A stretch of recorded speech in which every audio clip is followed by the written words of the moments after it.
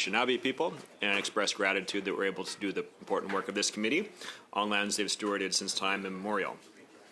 Pursuant to Standing Order 1082, the committee is meeting to continue its study on the review of the Fisheries Act. Et la réunion d'aujourd'hui se déroule. Today's meeting is taking place in a hybrid format pursuant to the standing orders. Members can attend in person in the room or remotely using the Zoom application. We're all in person here. I would like to ask all in-person participants to consult the guidelines written on the cards on the table. These measures are in place to help prevent audio feedback incidents and to protect the health and safety of all participants, but particularly the interpreters. You'll also notice a QR code on the card which links to a short awareness video. I would like to make a few comments for the benefits of the witnesses and members. Please wait until I recognize you by name before speaking. Et pour ceux qui sont dans la salle, and for those of you who are in the room, you can use the earpiece and select your preferred language channel. Should be addressed through the chair. Pour les députés dans la salle. For members in the room, we're all in the room today. If you wish to speak, please raise your hand and the clerk and myself will do our best to manage the speaking order. And thank you in advance for your patience. I'd like to welcome our witnesses in just one moment. First, we have Bruce Chapman, Executive Director, Canadian Association of Prawn Producers, Melanie Sonnenberg, President, Canadian Independent Fish Harvesters Federation, Carl Allen, Vice President, Vice-président pour le Nouveau-Brunswick, et Martin Mallette, Directeur Exécutif, Union des Pêches des Maritimes, Executive Director, Maritime Fishermen's Union, the President of United Fisheries Conservation Alliance. But before we go to the opening statements, I just want to pass it to Mr. Arnold that has his hand here. Thank you, Mr. Chair. I don't want to take up too much time, but as is tradition, when the budget and estimates are tabled, the Minister comes to committee and addresses questions from the members. So just wondering if the chair or the clerk or possibly the parliamentary secretary may be able to provide us any information on when the minister may be appearing before the votes on the estimates. Absolutely, Mr. Arnold. Let me turn the microphone to the clerk here to speak on that.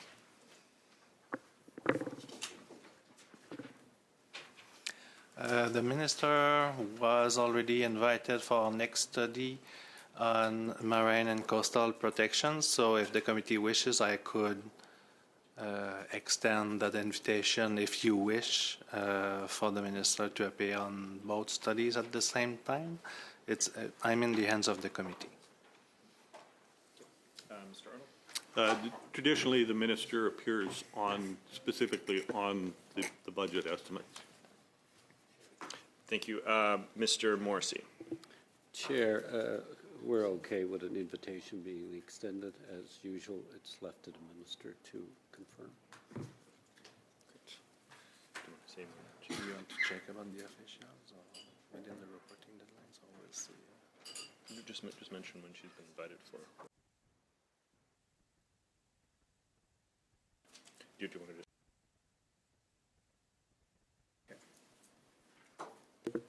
So, sorry, yes, she will be invited for the subs B, and we don't know the exact deadlines for reporting because that's 3 sitting days before the last supply day, but I will mention what we know so far in terms of reporting deadlines to the minister's office. Okay, so to clarify, she had not been invited yet, but she will be to appear before that deadline. My understanding, the minister's already been invited. Okay, so. Okay, so with that, I'm going to turn it over to our witnesses for opening statements, which are for 5 minutes or less, and we're going to start with Mr. Bruce Chapman. Chair, Canadian Association of Prawn Producers represents offshore license holders in Eastern Canada's northern shrimp fishery. 65% of these license holders are owned by Indigenous groups and inshore fishers. The remainder are typified by family businesses. This sector represents, in our view, a successful blend of Indigenous and non-Indigenous communities in the area. FOPO's review of the Fisheries Act comes at a time of great economic uncertainty for Canada's fisheries. Our own sector is virtually entirely export-oriented. It's vulnerable to unsecured access to our primary market, which is China. The cold-water shrimp resource and its fishery are also vulnerable to fluctuating environmental and ecosystem conditions. The threat is extremely serious in the form of reduced TACs and quotas, but it's existential if the average catch rate diminishes significantly. As we continue to navigate these troubled waters, we desperately need greater stability from the Government of Canada. The current Fisheries Act, in our view, provides the Minister with both the direction and the discretion necessary to deliver its mandate for the well-being of the resource as well as the fishery. It is not the time for legislative changes that handcuff our collective ability to adapt to these challenges. We're extremely concerned about recent calls from environmental groups to amend the Act that would limit commercial harvest to stocks solely in the healthy zone. Sustainable harvests at lower levels would be closed unnecessarily. Any suggestion that the trajectory of fish stocks is determined exclusively, or even in some cases primarily, by harvest rates is outdated. DFO should continue to be focused on promoting growth and mitigating decline through responsible harvest rates, with fisheries to be closed only when they're in the critical zone and only if there's no alternative conservation measures. Over the past couple of decades, DFO science has shifted spending towards oceans and ecosystem research. We believe DFO expenditures should be prioritized for applied science that should focus on sustainable utilization. We're asking DFO in this hard time to improve its stock assessment capacity and, if necessary, to finance that improvement through redirection of funds from other science programs. None of this requires a change in the Fisheries Act. The review of the Fisheries Act also creates occasion for some interest groups to lobby for a change in quota allocations. The two most referenced quota allocation criteria are adjacency and historic dependence. FOPO has received presentations from some groups about their relatively low share of adjacent resource. At the core of that issue, the independent panel on access criteria concluded that in the case of inshore fisheries, the application of adjacency is compelling. However, as the fishery becomes midshore and offshore fisheries, it's harder to justify.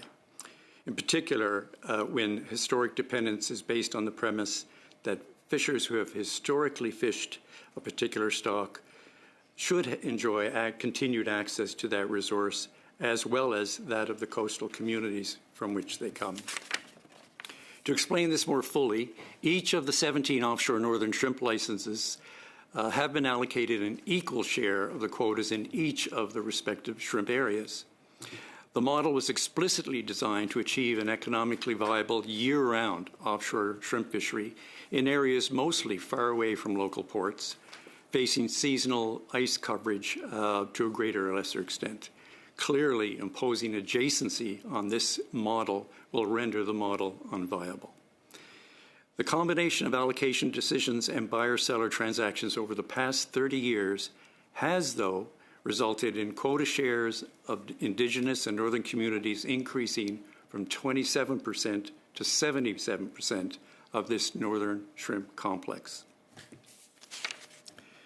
Proponents who are advocating to include adjacency under the amended Fisheries Act have stated their interest to have quota shares that are comparable with the rest of Canada, Eastern Canada, I should say. Quota holders, though, based in the territory of Nunavut and the province of Newfoundland and Labrador, where these proponents come from, hold the highest percentage of share of quotas that are adjacent to their respective provinces, fully 75 to 80% of all species and sectors combined. Increases in quota shares for some participants are only achievable at the expense of other Canadians who also depend on the fishery. In the case of the offshore shrimp fishery, at the expense of enterprises owned primarily by Indigenous groups and inshore fishers. So we're facing reduced quotas, we're facing weakening catch rates, we're facing uncertain market access. Continued reinvestment in this fishery is at serious risk without a clear signal from government that quota shares are secure. This, too, does not require an amendment to the Act. Thank you. Thank you, Mr. Chapman. Next, we are going to go to Melanie Sonnenberg for 5 minutes or less. Thank you, Mr. Chair. Good afternoon, Chair and members of the committee. On behalf of the Canadian Independent Fish Harvesters Federation, I want to thank you for your time today and this opportunity to highlight our concerns and suggestions for the Fisheries Act review. The review is a pivotal opportunity to secure a sustainable and equitable Canadian fishery. The Federation has 4 core recommendations we would like to address today, highlighting key structural vulnerabilities, suggesting ways to strengthen the independent harvester owner-operator, and protecting this vital national public resource through strong legislative action. Under strengthening the owner-operator policy, which are the economic engine of our coastal region, safeguarding against corporate and foreign control, and ensuring fishing wealth stays in local hands is of the utmost importance to our Federation. The problem is this foundational policy in the inshore regulation exists solely under departmental control and interpretation. This lack of legislative foundation makes it legally vulnerable and susceptible to interpretation, which poses an unacceptable risk to thousands of fishing families and their coastal communities, and has created significant erosion through controlling agreements in our community. Our clear recommendation is legal entrenchment. We strongly urge this committee to recommend the Fisheries Act be amended to explicitly define and legally mandate the principles of owner-operator and fleet separation. The Act must ensure commercial fishing rights are held by individuals actively engaged in the harvest with boots on the boat and reside in the community. This must apply across the board, including Indigenous commercial communal access. This amendment will provide the necessary legal stability to protect independent family enterprises and ensure long-term coastal resilience. Incorporating the fishery as a strategic national asset. Canada's wild fishery is a strategic national asset, critical for food security, sovereignty, and cultural identity. Yet the Act often manages it primarily through a narrow, short-term commercial lens. The problem, this short-sighted view fails to account for the fishery's broad national importance and value to the country as a whole. Our recommendation is a strategic asset designation embedded in the Act. We propose introducing a high-level objective into the Fisheries Act that formally designates the resource as a national strategic asset, similar to what has been done with mining, and is critical to food sovereignty and regional stability in coastal regions. Furthermore, we require a new protection provision. Any major decision concerning the disposition of core fishing rights must undergo a rigorous national interest review. The composition of the review panel must include representatives from the inshore independent owner fleet. This mandates that management decisions prioritize the long-term public good and national interests over short-term private, corporate, and foreign entities and protects owner-operators and our communities. We need to ensure harvester knowledge is foundational in DFO science. Independent harvesters possess unparalleled local ecological knowledge. Harvesters are the eyes and ears on the water, which is indispensable for effective management. The problem is the current system suffers from a disconnect. DFO science often operates in isolation using complex modeling that has very little on the water input, leading to management decisions that are often impractical or inaccurate when applied to the realities of the water. Our recommendation is an integration mandate. We propose legally mandating the integration of harvester knowledge into DFO's scientific assessment and management processes.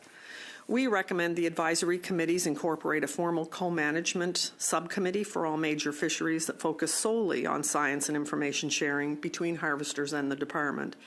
This sharing of information must then require DFO to explicitly document how harvester-provided data was incorporated, reconciled, or if rejected, provide the rationale for that decision. This process is essential to improve accuracy and increase the legitimacy of management decisions. Lastly, we must include British Columbia in the owner-operator model. The problem is the absence of owner-operator protections in British Columbia has facilitated acute corporatization, leading to massive quota concentration and severely eroding independent Pacific fishing fleets, draining economic value from our coastal communities. Our recommendation is a national application. We recommend amending the Fisheries Act to state the principles of owner-operator and fleet separation be applied nationally to all federally managed commercial fisheries, explicitly including those on the Pacific coast. DFO must accelerate the discussion and collaborate with BC stakeholders to design a tailor-made implementation strategy, a BC owner-operator policy to decentralize ownership and revitalize independent fishing on the Pacific Coast. This must be done in a more timely and efficient manner, or there will be little left of our public resource for independent harvesters to sustain. In conclusion, our 4 recommendations that we have presented here today are structural necessities for a sustainable future: legal entrenchment of owner-operator, strategic designation of the fishery, mandatory integration of harvester knowledge, and national application of owner-operator to include BC, all embedded legally within the Act. By adopting these targeted legislative amendments, this committee can ensure our coastal communities remain vibrant. Thank you. Thank you very much, Ms. Sonnenberg. Et prochainement, on va à Monsieur. And now, Mr. Allen and Mr. Mallet from the Maritime Fishermen's Union. Committee for having us. The Maritime Fishermen's Union represents over 1,300 inshore owner-operator fishermen in New Brunswick and Nova Scotia. Since its inception in 1977, the MFU's mission has been to represent, promote, and defend the interests of inshore fishermen in the Maritimes and their communities. So I have 4 recommendations today. First is strengthening owner-operator protections. In 2018, the MFU supported all proposed changes to the Fisheries Act that had to do with increasing protections to the owner-operator fisherman concept.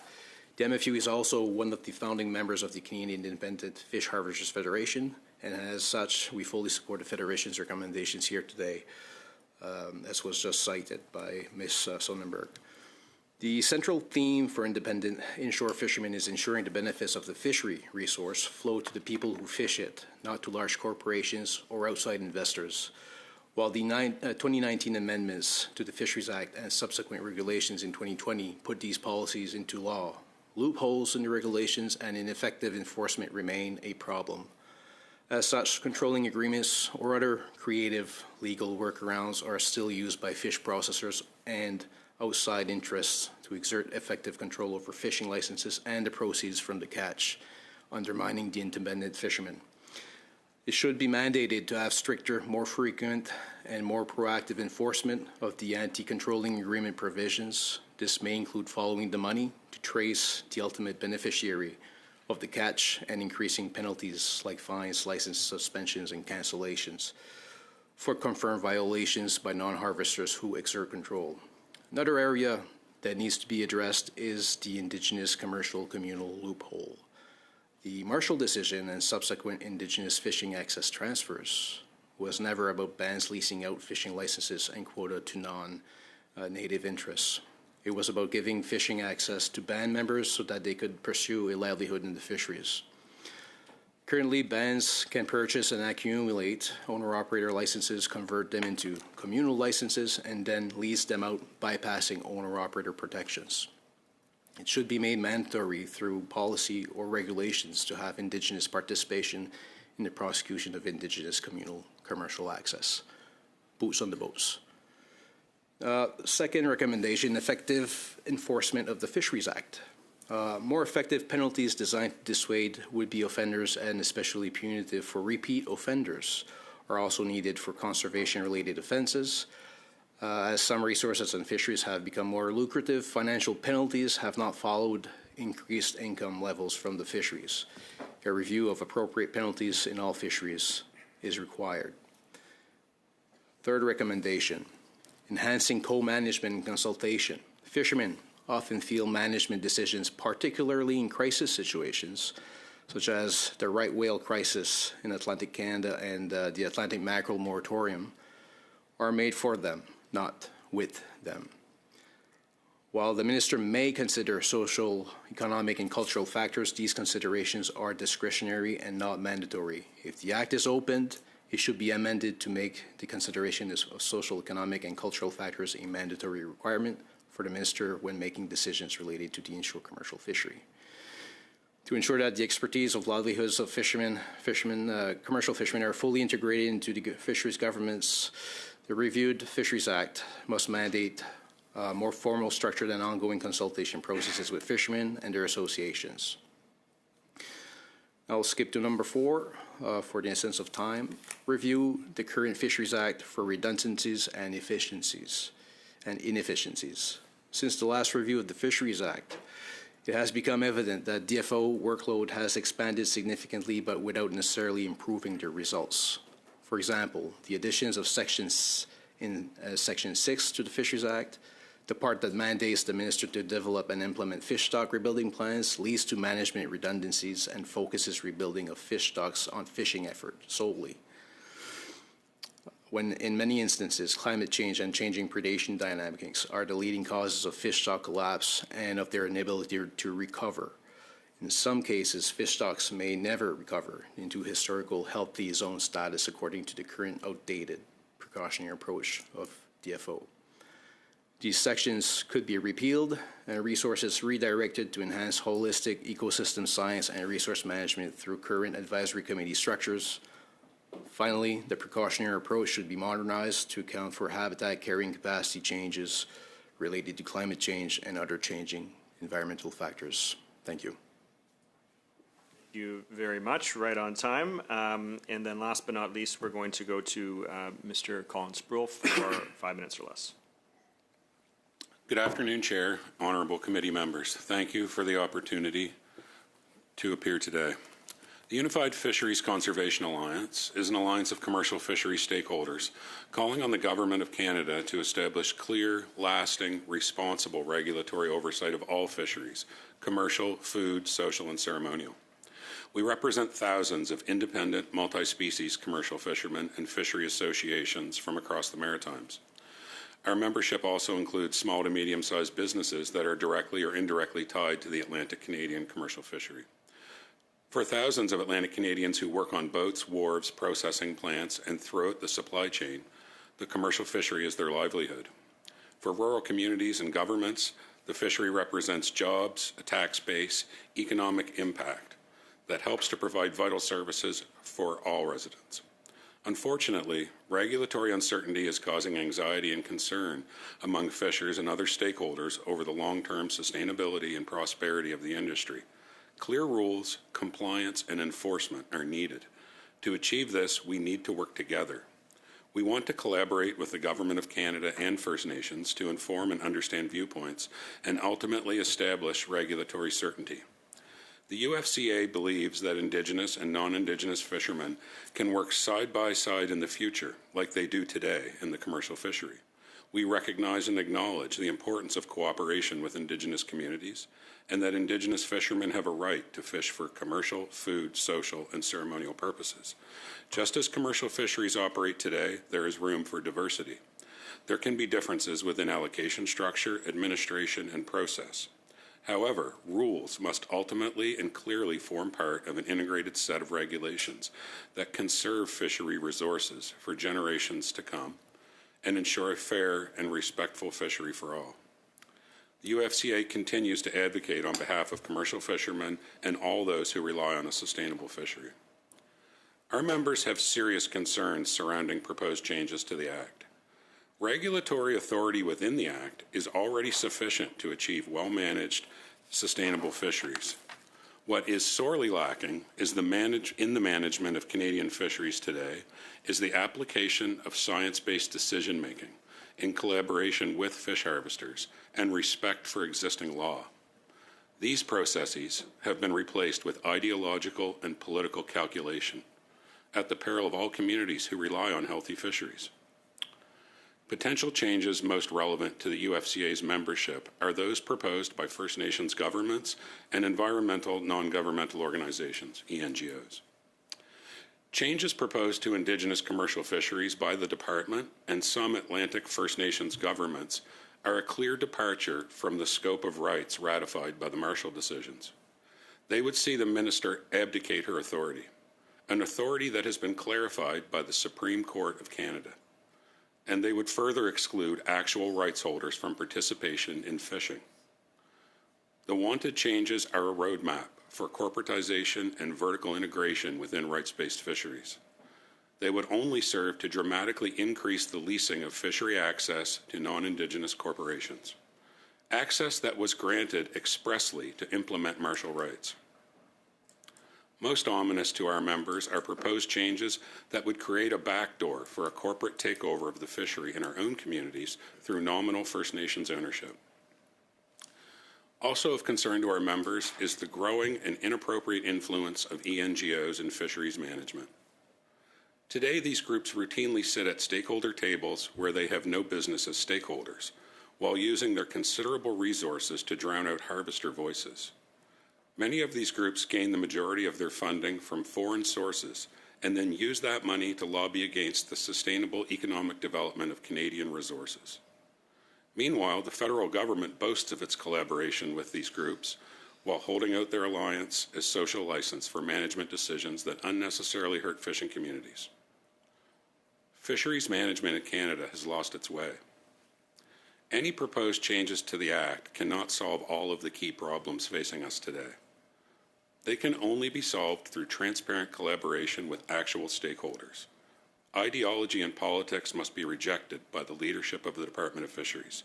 Science-based decision-making and respect for the law must be embraced again. Thank you. I invite questions. Mr. Sproul, that ends our opening remarks, and we're going to go right into our first round of questions, starting with Mr. Arnold for 6 minutes. Thank you, Mr. Chair, and I thank all of the witnesses for being here for this important study. I'll start with Mr. Sproul.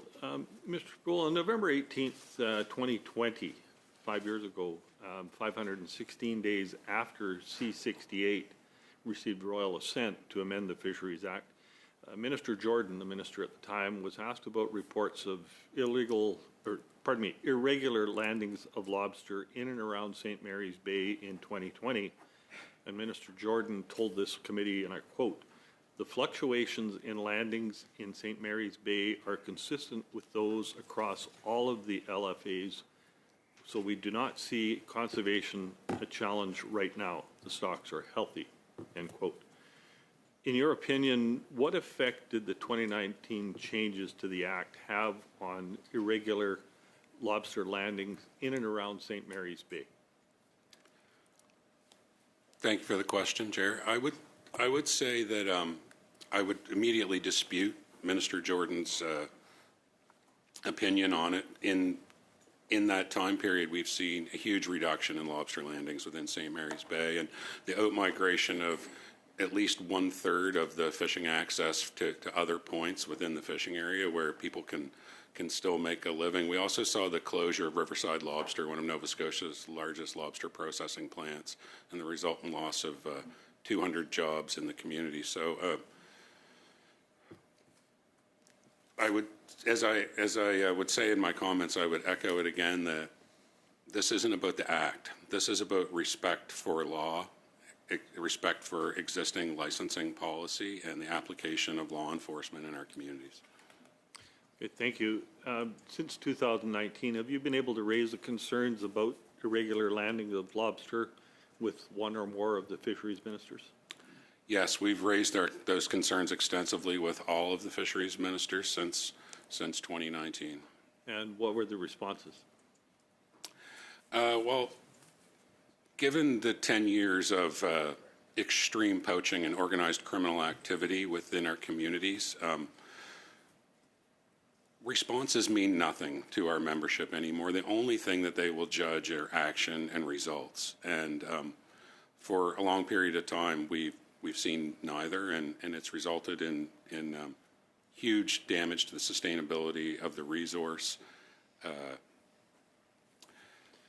The outbreak of violence in our communities, and I think most importantly of all is a gulf being driven between Indigenous and non-Indigenous fishermen that never existed in the past.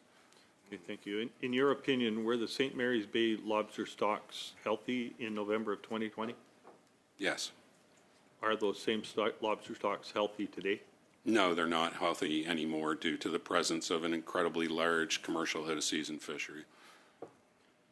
Okay, thank you. I'll switch now to Ms. Sonnenberg. Principle of owner-operator and fleet separation were established in the Fisheries Act through Bill C-68 in 2019, correct? Correct.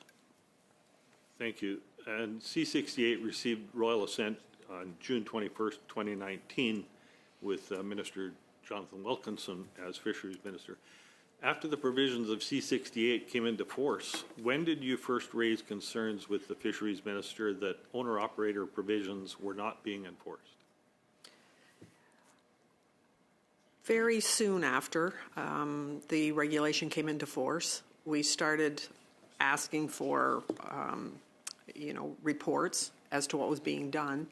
Then it became clear that we were not going to see much being done, and we have, since the time that it came into force, we've raised this basically on a monthly basis since that time. Okay, my next question was going to be what was the minister's response at the time, but it doesn't sound like it was just a response at the time. Can you provide what the response has been, or has there been a response? It's been varied with different ministers, and as it was pointed out earlier, we have seen a variety of ministers in the last few years. I think where the stumbling block happens is between the minister and the department. Is the Act was one piece of it, as you know, and then when the regulations came in, the expectation was it would provide the vehicle to back the Act up.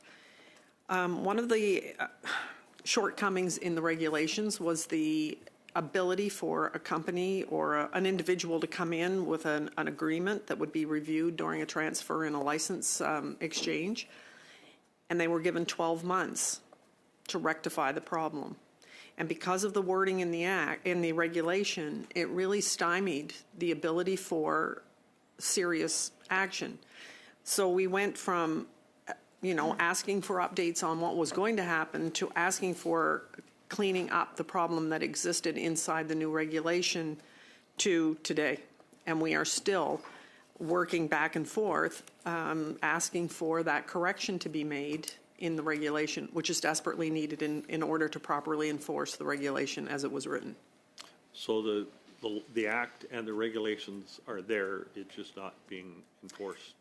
The Act is there. The regulation has the shortcoming, and there's been no attempt, or not until recently, there's been no attempt to rectify the issue that is creating what we would consider to be, in some neighborhoods, actually an increase in controlling agreements on the water.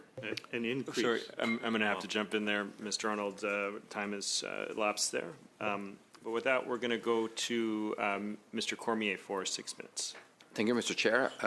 Bonjour tout le monde. Merci d'être là aujourd'hui. Good afternoon, everyone. Thank you for being here today. I've got questions for Mr. Allen or Mr. Malley, depending on who wants to answer. I'm sure that some of the points that you've raised are points that we can agree upon around the table that we've heard from the outset with this study. So first of all, the question of fines. For me and for some of us around the table, they're rather low, or they're not high enough when it comes to certain violations.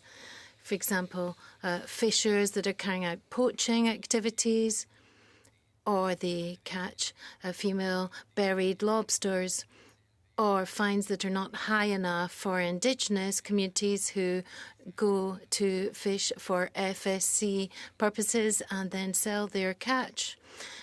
So this is one particular point. Do you think these fines are too low? And does that mean that some people decide to just do the same thing next week or the next day because $500 fines for poaching or catches that can bring in thousands of dollars doesn't really deter anyone? So what is your viewpoint on these fines that are perhaps too low? I would agree to that, in that no, the fines typically are not high enough. And depending on the offense, we're doing this exercise within the Maritime Fishermen's Union right now of trying to not use the word what's fair, what's appropriate. Mm-hmm. An appropriate fine for the offense. If you're talking about an offense around something that doesn't truly affect the sustainability of resource, well, maybe we shouldn't be so harsh. Like failing to report a lost trap due to right whale. That really has no effect on the resource. But to your point about, undersized lobsters, buried females, fishing outside of or in a closed zone, in a lot of cases, no, the fines are not appropriate. And I don't think that a lot of people use this term, but the term that government uses, the cost-benefit analysis. you do the cost-benefit analysis and says, well, hey, the cost of getting caught is way smaller than the benefit of breaking the rule. So let's break the rules, right? And maybe I'm going to get the amount that I've gotten away with before I even get caught. You know, it'll more than compensate for the amount. Once upon a time, you know, if you were found guilty of, you know, serious offenses, you lost time. You lost time on the water, right? And somehow it got to be, oh, well, you know, but that's impacting his livelihood. But if you're affecting the sustainability of the resource, I may be affecting your livelihood and your livelihood. So, no, I don't think they're enough. OK, perfect. Deuxième question. Et là, Second question, let's get down to the heart of the matter here.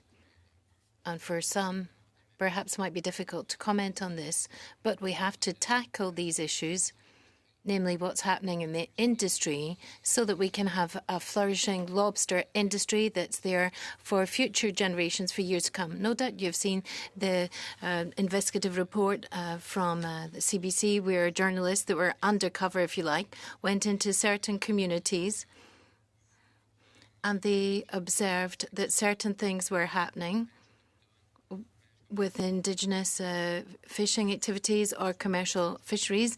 This report concentrated mainly Indigenous fisheries, where they were selling their catch that were FSC catches, and they sold these catches to different groups of people who then resold these catches on the black market, and organised crime was involved. So are you aware of the fact that this is happening in your communities, and are you seeing this type of thing happening on an increasingly regular basis when it comes to Indigenous communities? In some First Nations communities, it's, you know, one of those worst kept secrets. And what has happened, and the same thing was happening in St. Mary's Bay, is we've turned a bunch of FSC fisheries into quasi-commercial fisheries. And it's created, and they're out-of-season fisheries. So, and in some cases, these fisheries are taking place during a biological sensitive time of the year where there should be no fishery. There shouldn't even be an FSC fishery, you know, let alone one that gets turned into a quasi-commercial fishery if we want to have truly sustainable resources.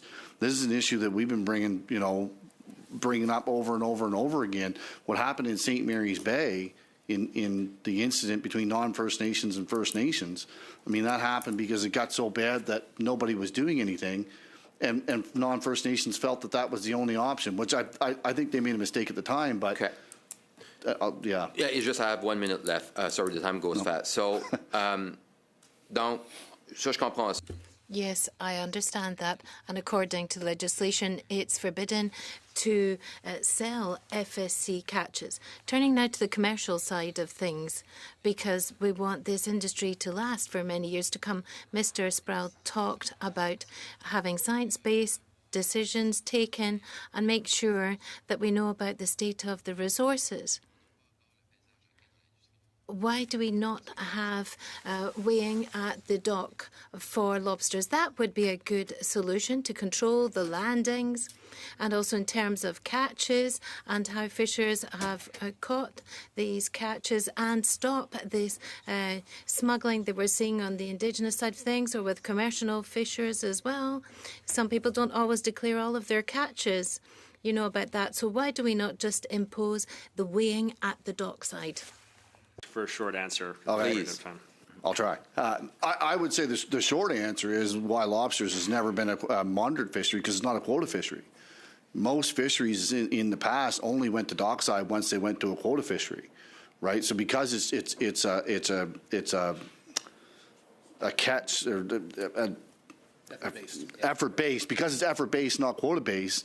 That's one of the reasons. From a harvester side of it, we look at it as it becomes cumbersome and expensive on us for a fishery that doesn't have a quota. I don't think fishers will like a quota-based fishery. No, I don't want to have that debate, but in. I'm just saying that's a simple answer. Thank you very much, Mr. Cormier.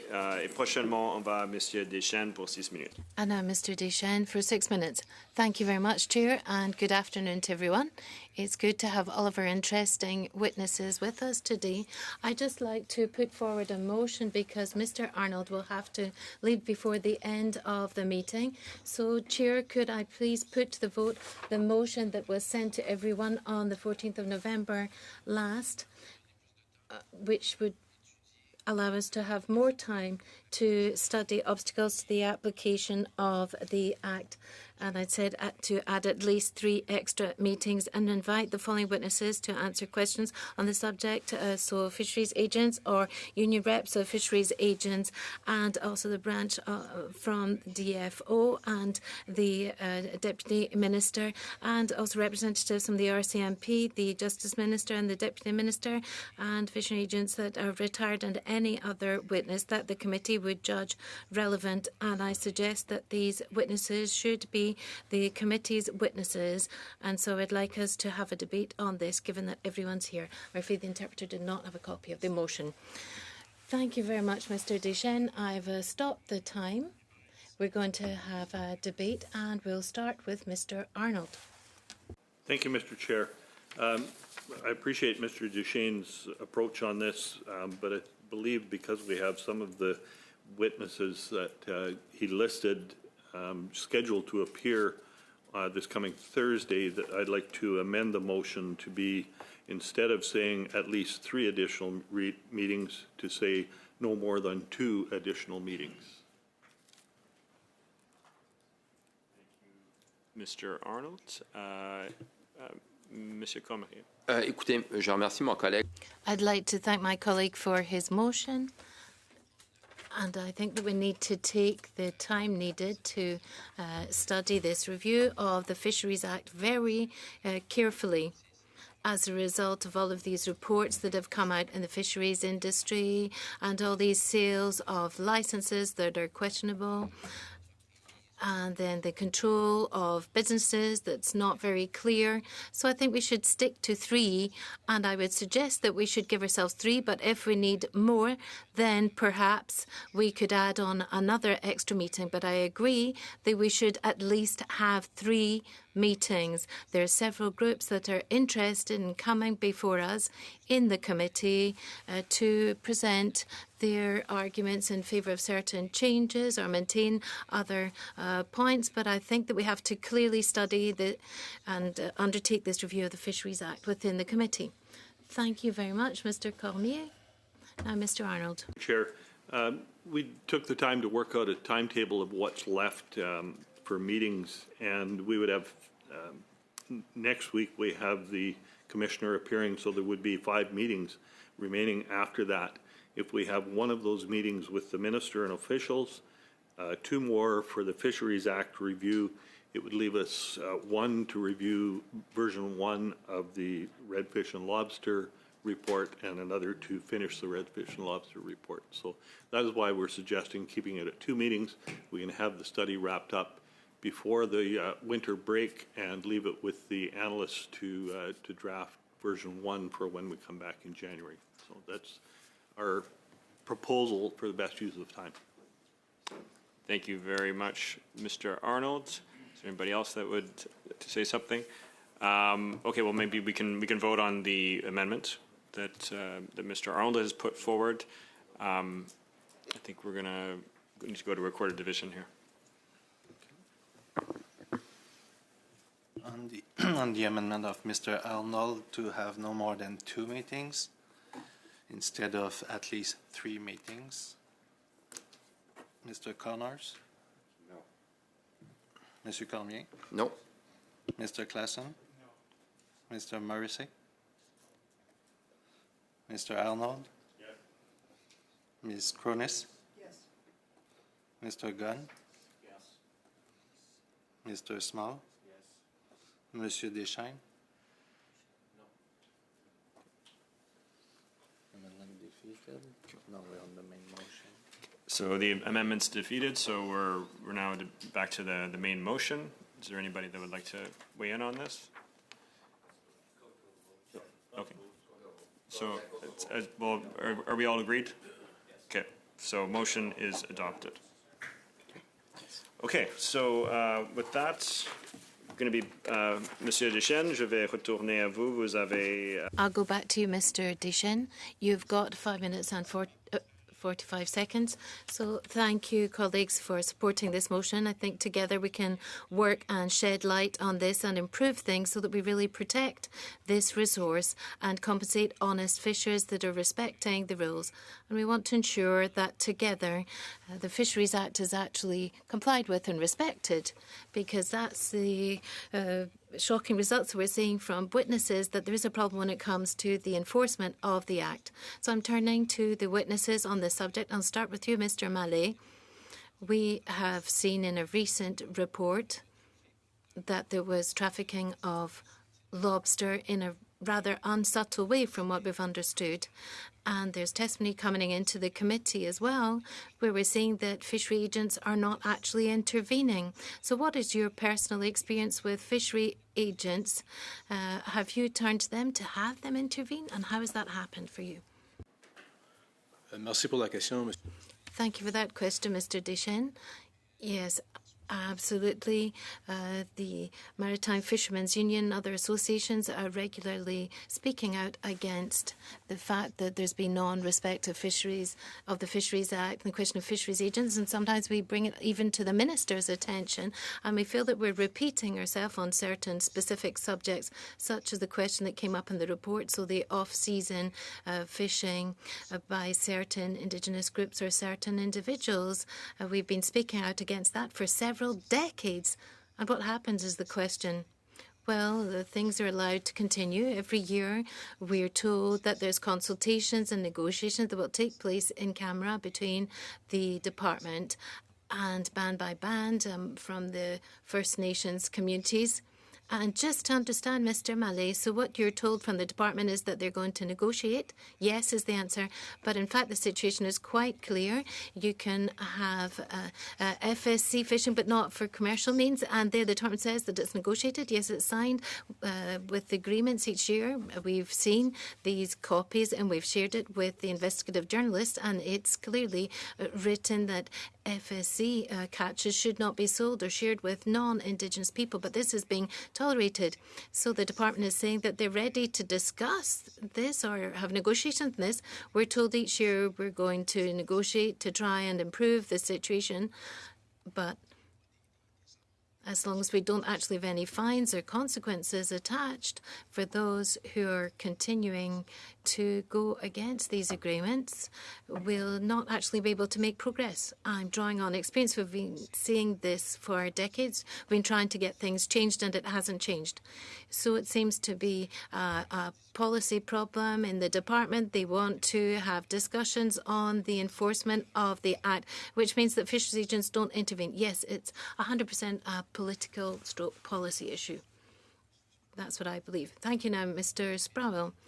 You're in the media today. I read an article from you in a Nova Scotia article. Can you hear me? Sorry about that. Ça va? Vous m'entendez? Can you hear? Ce matin, Monsieur Prowl, et vous... You've appeared in the media today and you've described a situation in Nova Scotia where there's been illegal trade in lobster, and you've been describing a situation where there's trucks that were leaving with lobster that was fished off-season. Can you explain this, please, for the committee? Yes, so essentially it's our firm belief that at the highest levels of the Canadian government there has been a conspiracy to prevent the application of fisheries and criminal law in southwest Nova Scotia. We've seen, tractor trailer loads after tractor trailer load after tractor trailer load of lobster leaving southwest Nova Scotia to processing plants in New Brunswick and elsewhere, and as well across the border to China, to the United States, with zero interdiction of any of it by the government. Comment pouvez-vous être sûr que dans ces... So how can you be sure that in these trailer trucks there was lobster that had been illegally fished? How could you tell that? Well,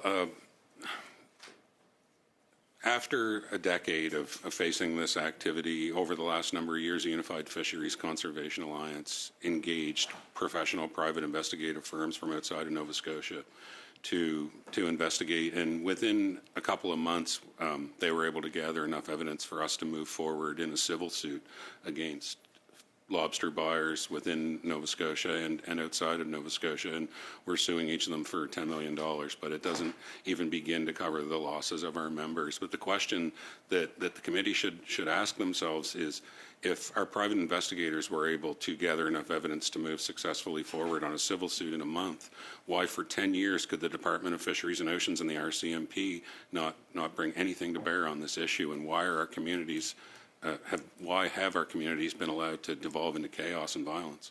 Et je comprends que cette situation-là, puis le So I understand that the result of your investigations carried out by private investigators have been transferred to the department? The findings?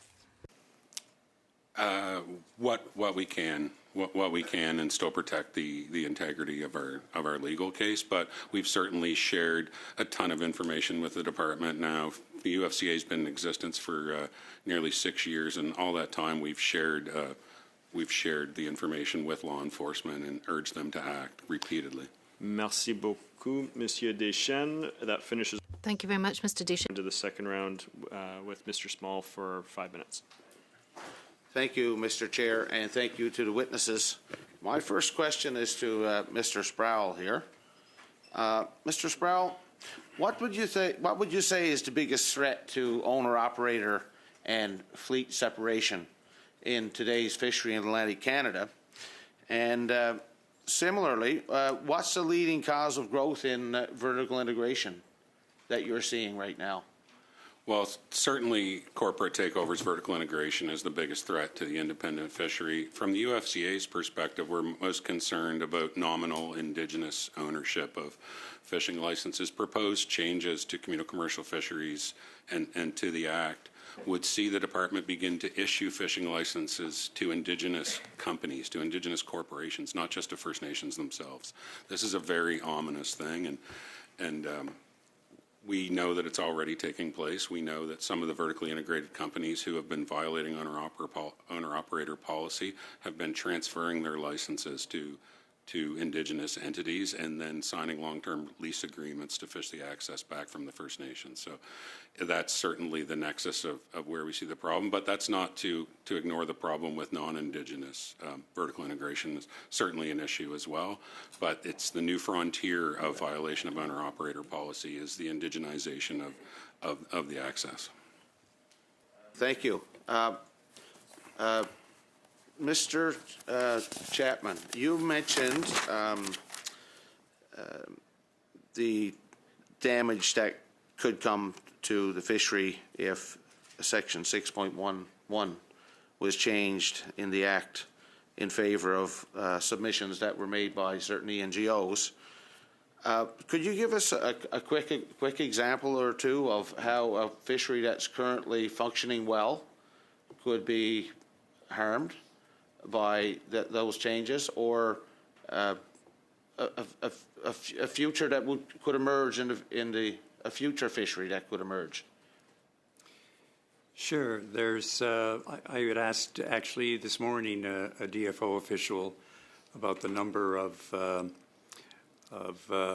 fisheries that are in the cautious zone, for example, and the value of those fisheries. And I'm not privy yet to the answer, but to give you an example, in the northern shrimp fishery, for example, we have in some areas that are designated to be in the healthy zone in 1 year, we have a survey, and it now drops below the healthy zone for that year. Then the following year we have another survey, and it goes back up to the other. There's variability in surveys. Yes. And it would be absolutely disastrous to have fisheries open, fisheries closed on an interannual basis. That's crazy. In other cases, you saw recently with Shrimp Fishing Area 6 in Newfoundland, and it was in the critical zone for a number of years, but with recognition that the model need to be adjusted. And the model has now been adjusted. The reference points have now been adjusted. And the stock is now designated to be in the healthy zone. It would have been closed for a handful of years if there was a requirement to close it, but there was an ability and discretion allowed to have a very low exploitation rates during that period. Thank you. Thank you, Mr. Chapman. To Ms. Sonnenberg, you mentioned the owner-operator and fleet separation that's supposed to be supported.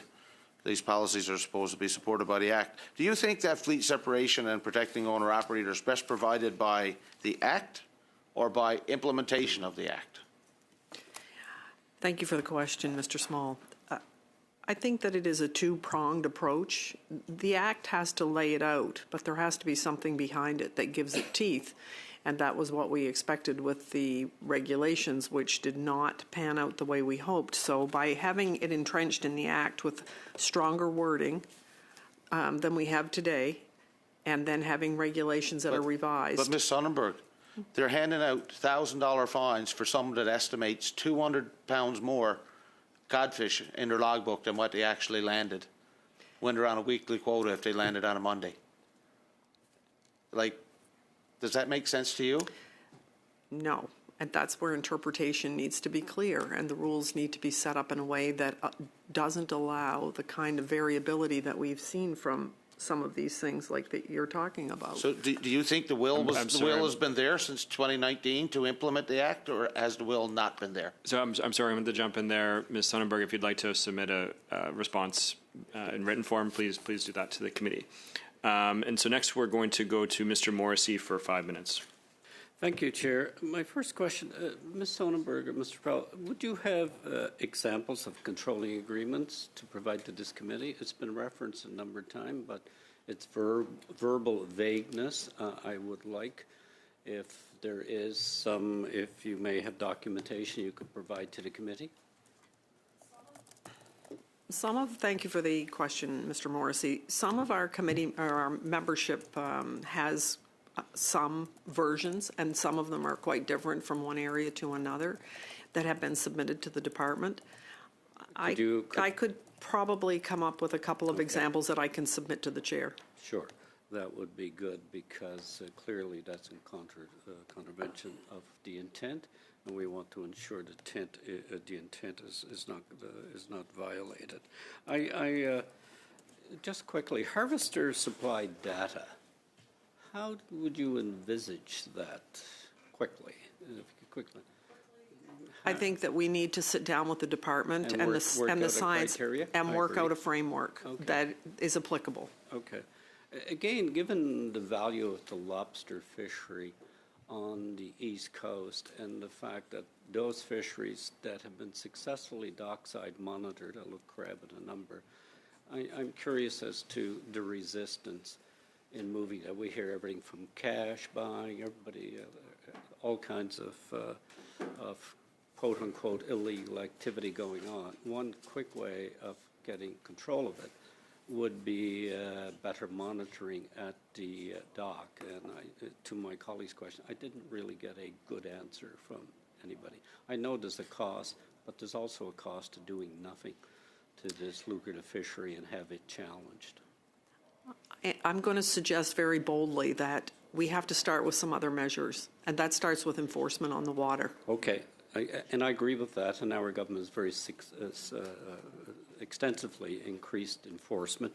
In fact, you would agree there's been charges made in Nova Scotia as it relates to some of the issues you raised about lobster heading to plants in New Brunswick, I believe, that were coming from sources that were not legally commercial caught. Now, it's yet to be adjudicated in court. So from my position, I've seen a significant change in cracking down on these illegal activity. Would you agree, Mr. Sproul?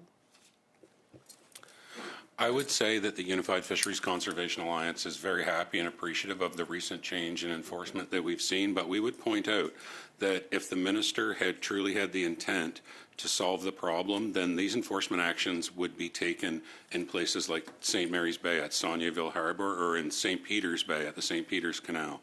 And they would seize fleets of boats who are fishing without any legal license or conditions and are openly landing thousands of pounds of lobster every day under the view of DFO with nothing happening to them. And that while what's taking place at the fish plants is beneficial, the safest, most effective way for this to be dealt with is at the wharfs, seize the vessels, arrest the people who are breaking the law, and that has not happened as of yet. Thank you. I have a question. Currently before the House, does a Conservative member introduced a private member's bill, C-237, that would change the Fishery Act, including how we do signs from stock base to species basis. And I asked him if he had consulted with any fisher organization on his private member's bill. I didn't get an answer. Could any of you, if any of you, are you aware what the private member's bill C-237?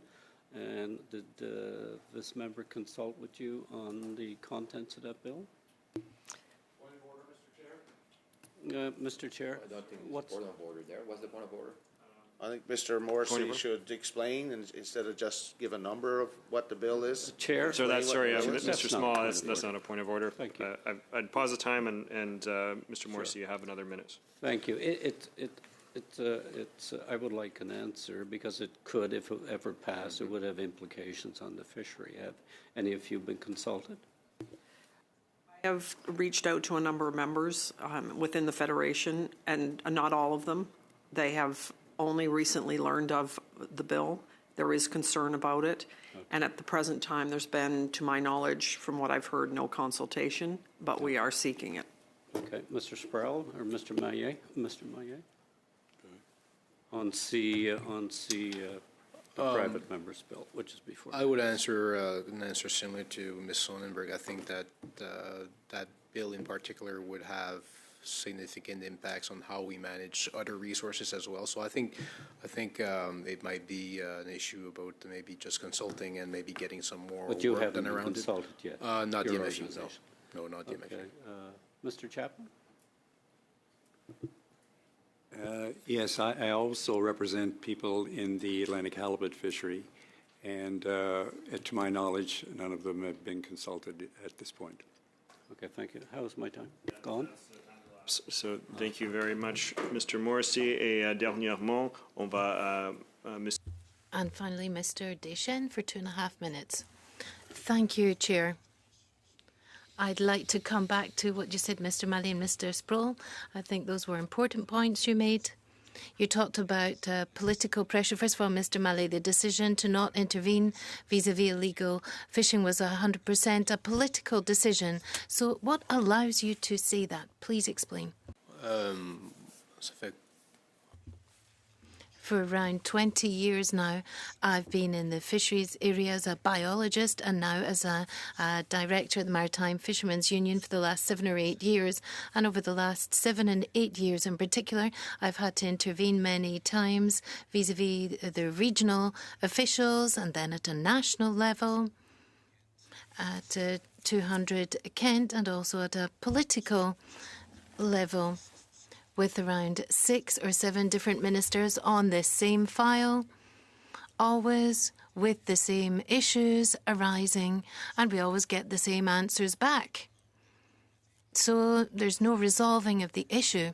As I've mentioned, we're being told that the FSC right is an inherent right under the Canadian Constitution. But having said that, these are agreements that are renewed each year with a contract or a treaty where it's written very clearly, black and white, that the products of this type of FSC fishery should not be sold. So we're asking for the same level of enforcement to be applied for all of our fishery activities, including indigenous fishery. Thank you, Mr. Sproul. You referred to a conspiracy. Why did you say that? What did you mean? Some people would believe that this is a frontline issue, or that there's animosity at the front line between DFOC and P officers and our harvesters, but that couldn't be further from the truth. We share the communities and we're equally frustrated. I'm hesitant to speak for them, but we know them and we're in a position of trust with them, and they tell us that they are prevented from doing their job by their superiors because of political considerations. And this isn't an accusation on our part. This is widely understood in our communities that we view the law being broken day after day after day. We see fishery officers observe it taking place, and yet nothing happens. So that's the bottom end of it. But the top end of it is certainly that the former National Director of Enforcement, Heather McCready, was influencing fishery officers and their command structure to not enforce the law against Indigenous people who are violating the Fisheries Act. That's our accusation. We firmly believe it. Merci beaucoup, Monsieur Deschênes. Thank you very much, Mr. Deschênes. I have just an opportunity for two minutes for the Conservatives and then the Liberals to ask questions, and then we're going to wrap this panel and go on to the next one. And Mr. Gunn. Thank you, Mr. Chair. And Mr. Sproul, I just want to follow up on that point that you were just making. Can you summarize, in your view and from your experience, how commonplace the illegal fishing, illegal selling, illegal trafficking of fish by certain groups is? And if you believe that it is known 100% by DFO who is responsible and there is a conscious decision being made not to enforce the law in certain circumstances.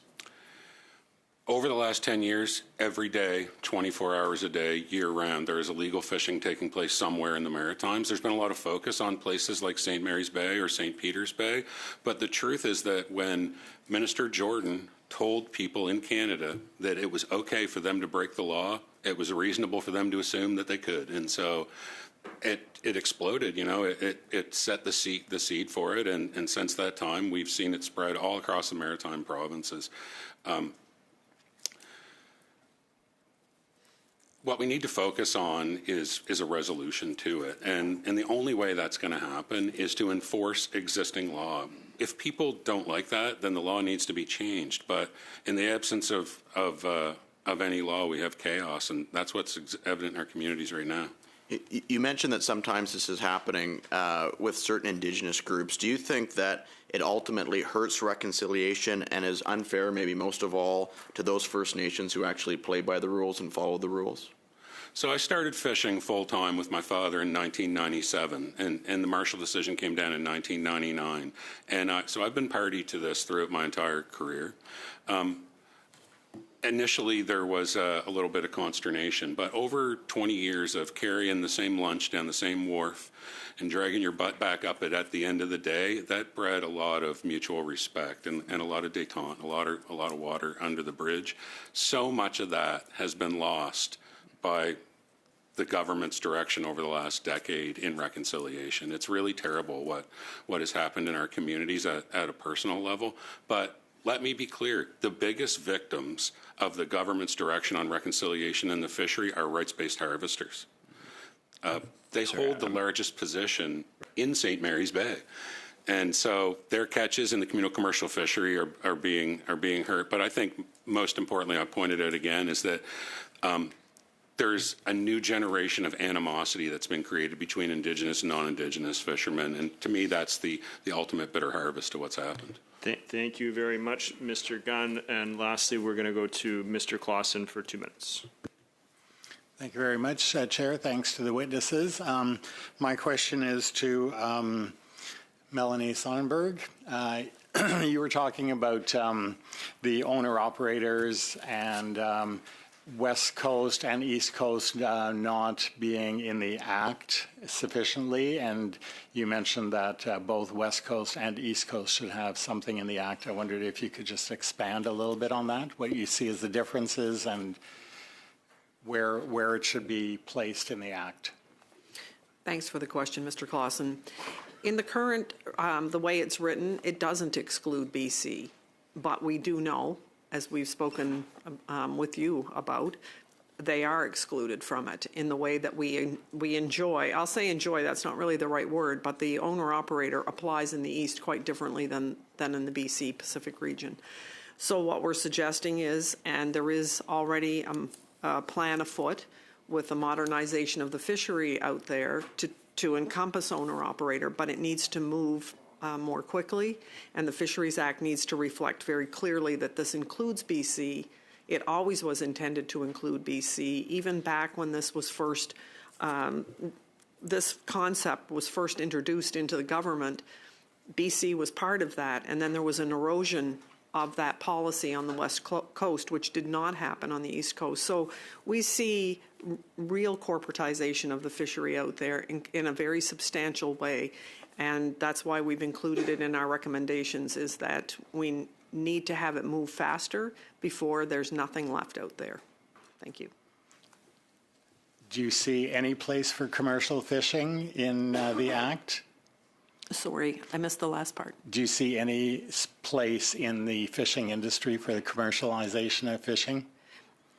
I think that's for the BC people to work itself out, and I can respond to that in writing if you like. Thank you very much, Mr. Clausen. And that completes our first panel. I want to thank our witnesses for their testimony and being patient as we work through some of our committee business. Certainly, your testimony is going to be very helpful as we put together our recommendations. So with that, thank you very much. We're going to briefly suspend while we welcome our next panel.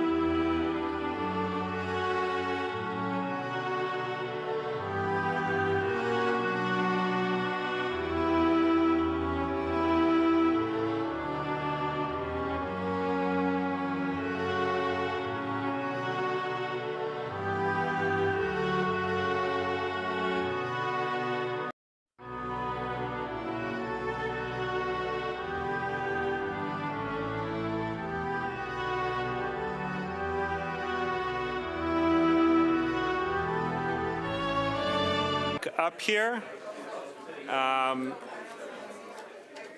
So I'm just going to make a few comments for the benefits of the witnesses.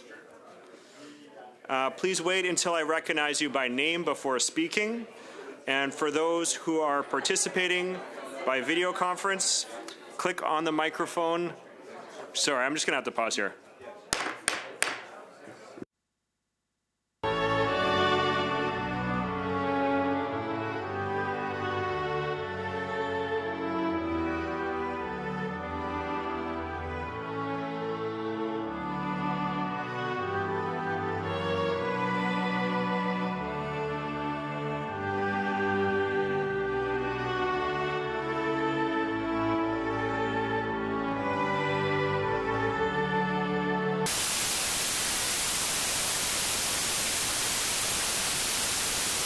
By video conference, please click on the microphone icon to activate your mic, and please mute yourself when you are not speaking. As regards interpretation, for those of you who are on Zoom, you have a choice at the bottom of your screen. You can select floor, English or French, and if you're in the room, you can use the earpiece and select your preferred language channel. Should be addressed through the chair. So with that, I'd like to welcome our witnesses for our second panel. Participating in person, I'd like to welcome Professor Stuart Elgie, Jarolowski Chair in Clean Economy from the University of Ottawa. En participation par vidéoconférence, on a... And then by video conference, we have Denis Saint-Pierre, Fellow, Chartered Professional Accountant. Regional Chief Terry Teegee, and James McDonald from the Assembly of First Nations. And we have Jim McIsaac, the Executive Director of the BC Shrimp Trawlers Association. So we are going to start with the opening statements of the witnesses for 5 minutes or less, starting in person here with Professor Elgie. Merci, Monsieur le Président. Thank you very much, Chair. Today I'm going to speak in English, but I can take any questions in French as you wish. University of Ottawa and the founder and chair of Smart Prosperity, which is Canada's largest sustainable economy research institute. I'm going to speak today about strengthening habitat protection and growing fish populations by moving to a policy of net gain under the Fisheries Act. This will also support projects of national economic interest. We've sent in speaking notes which have more detail, and they're supported by a number of other organizations which I'll set out in our brief. Needless to say, fish are very important to Canada, economically, for recreation, Indigenous nations across Canada. And we're currently not doing enough to sustain this vital natural resource. Fish numbers and habitat have been declining across Canada for decades. According to the best numbers from the federal government, there's been a 40% decline in fish populations in Canada since 1980. Habitat loss is a major cause of that decline. What's causing this problem? What can we do about it under the Fisheries Act? Start with policy. From 1986 to 2012, DFO implemented the Fisheries Act with a stated policy goal of achieving net gain of both fish and fish habitat. They abandoned that policy in 2012, and since 2012, the rate of decline in fish populations has accelerated. Turning to the Act, the Fisheries Act itself prohibits habitat alteration and disruption without an authorization. To get an authorization, proponents have to follow the mitigation hierarchy, but in particular, they can use offsets. And I'm going to focus on that today. You probably know a bit about offsets. Essentially, it's restoring or conserving another area of habitat in order to offset damage you've done. Since 1986, DFO's policy goal requires offsets to achieve what's called no net loss. That's an important term I'm going to come back to. To achieve that, an offset must restore more habitat than is damaged. DFO's policy recognizes that, and there's a number of reasons. Basically, replacement habitat is rarely as good as natural habitat. There are often delays between a project starting and habitat being restored, and there's risks it won't work. There's a lot of research on this about how much extra habitat is needed. It's known as what ratio is needed. And research by DFO scientists consistently concludes you normally need a replacement ratio of at least 2 to 1 to achieve no net loss, and normally more in the 3 or 4 to 1 range. All of the evidence shows that DFO's offsets are not achieving that no net loss goal. There have been 4 major studies in the last 20 years on this, 2 by DFO scientists. All of them show that the offsets DFO is requiring are well below that 2 to 1 replacement goal to achieve no net loss, and it's getting worse. The 2 studies since 2017 actually found that the latest offsets are all below a 1 to 1 ratio. In other words, we're requiring less replacement habitat than the habitat being damaged, and that habitat is generally of poorer quality. And it's worse on the ground. There have been 2 audits, one by the Commissioner of Environment and Sustainable Development, and they find that on the ground, the majority of offsets aren't actually even doing what's required on paper. What do we do about it? Well, to fix the problem, we recommend moving from no net loss back to net gain, the policy that was abandoned in 2012, but this time implementing that policy properly. Achieving net gain will not only sustain fisheries, it will also meet our commitments under the Biodiversity Convention, the latest version of which was signed here in Montreal, which requires us to halt and reverse biodiversity loss by 2030. It's actually in the Liberal platform, that commitment. And I know most parties have committed to it. Other leading countries are doing this. The UK passed a Net Gain Act in 2023, and Australia has a similar law that's now at second reading before its Parliament, requiring a net gain of habitat. And many hundreds of leading businesses around the world, including Canadian resource companies and sectors, have endorsed this goal of net gain of habitat. Our brief recommends a 2-stage approach to get to net gain. First of all, revise the offset policy to require net gain, a minimum ratio of 2 to 1, but 3 to 1 on average, consistent with DFO's own science.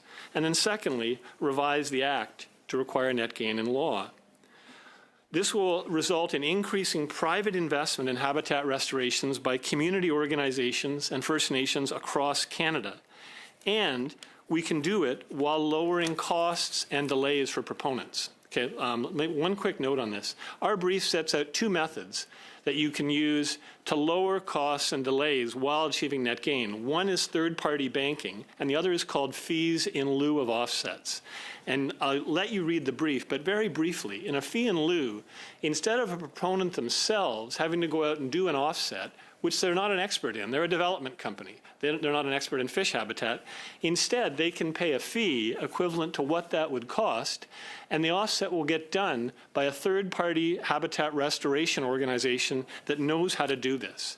It results in better offsets, lower cost, less delay, and one benefit of that is it's consistent with these projects of national economic interest. Allowing fees in lieu will let these projects go forward more quickly with less red tape, which will result in better environmental outcomes, less cost, faster projects, which is what we all want for Canada right now. I'll leave it for other questions. Thank you. Thank you very much, Mr. Elgie. Prochainement, on va à Monsieur Saint-Pierre. And now Mr. Saint-Pierre for 5 minutes or less. Monsieur le Président. Thank you very much. I'm Denise Saint-Pierre, and I'm based in Bathurst in New Brunswick, and I'm an accountant, and I am a tax partner with the firm M&P.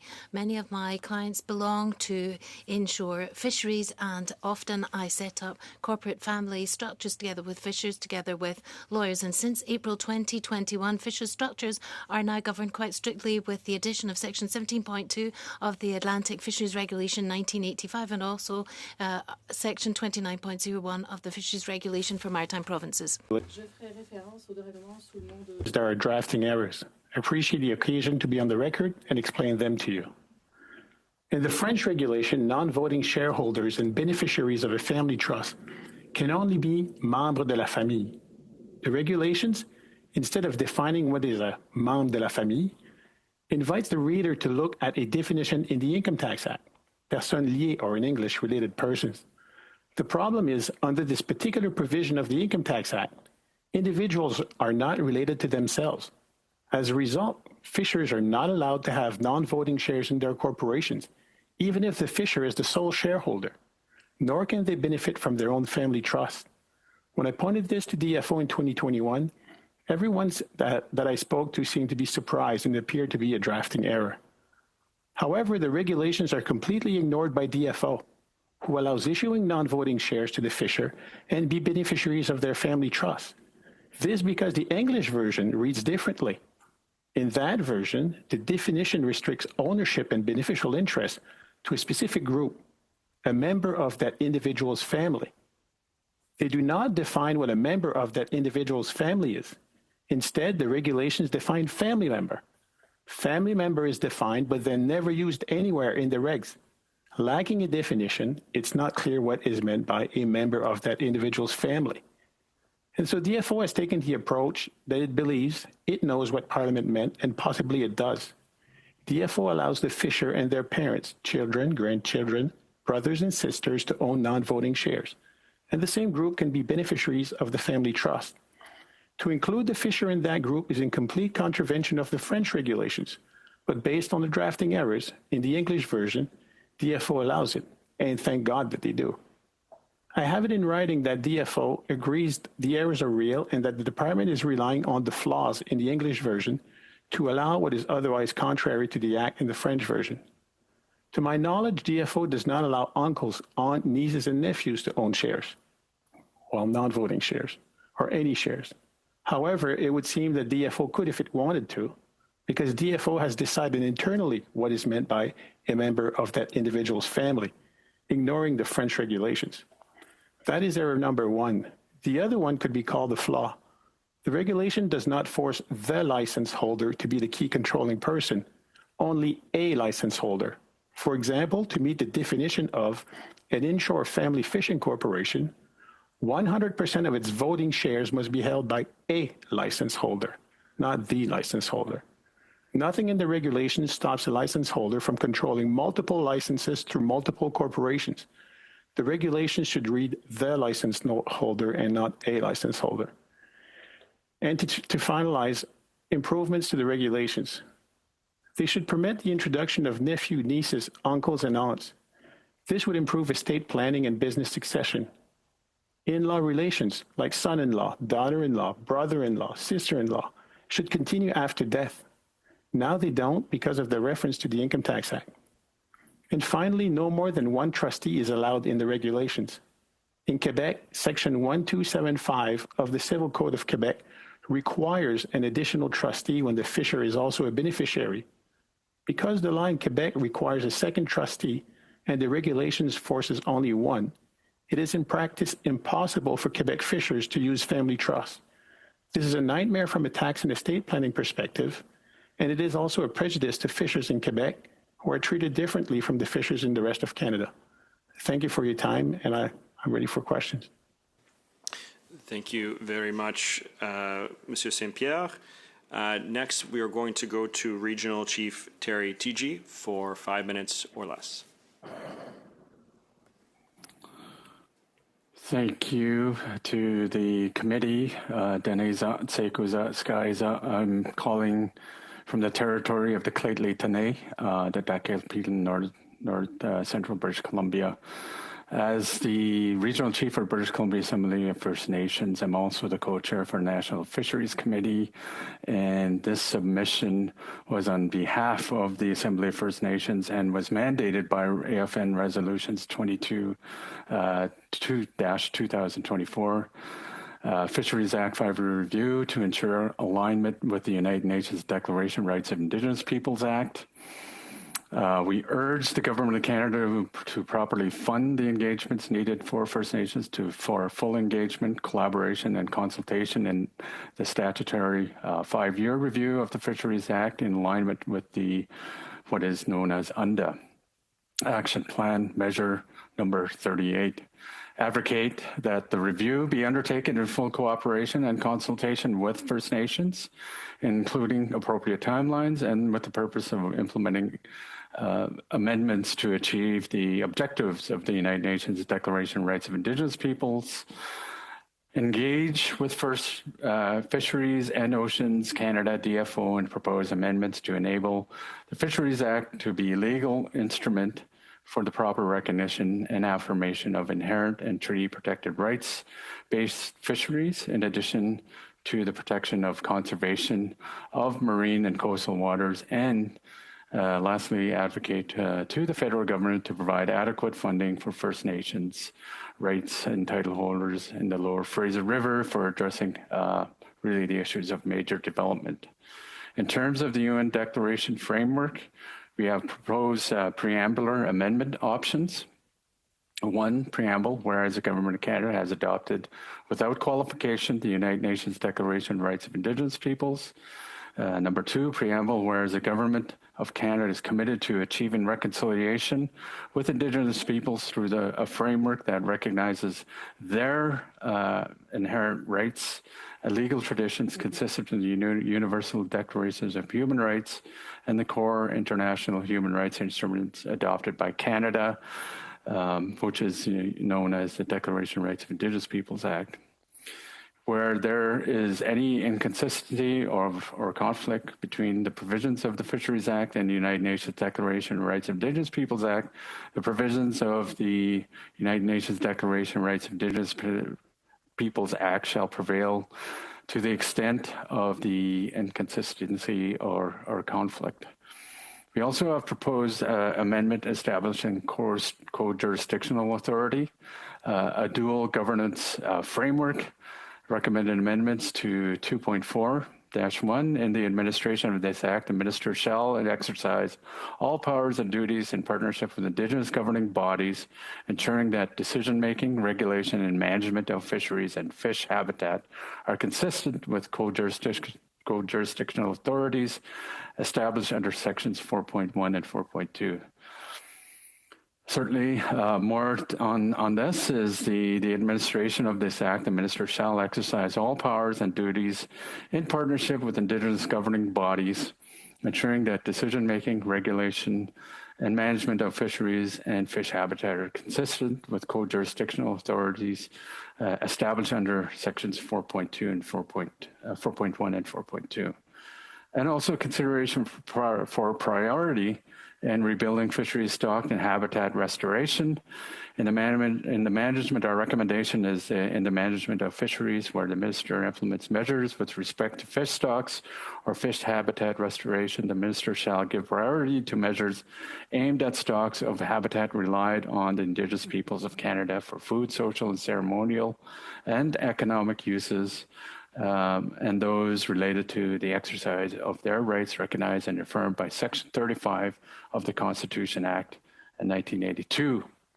Furthermore, we do have more recommendations, but the point being is that we are recommending full alignment as proposed and committed to by the National Action Plan, the 11 recommendations within that relates to DFO, including the full alignment with the declaration and also observing that there is also provisions for free, prior, and informed consent.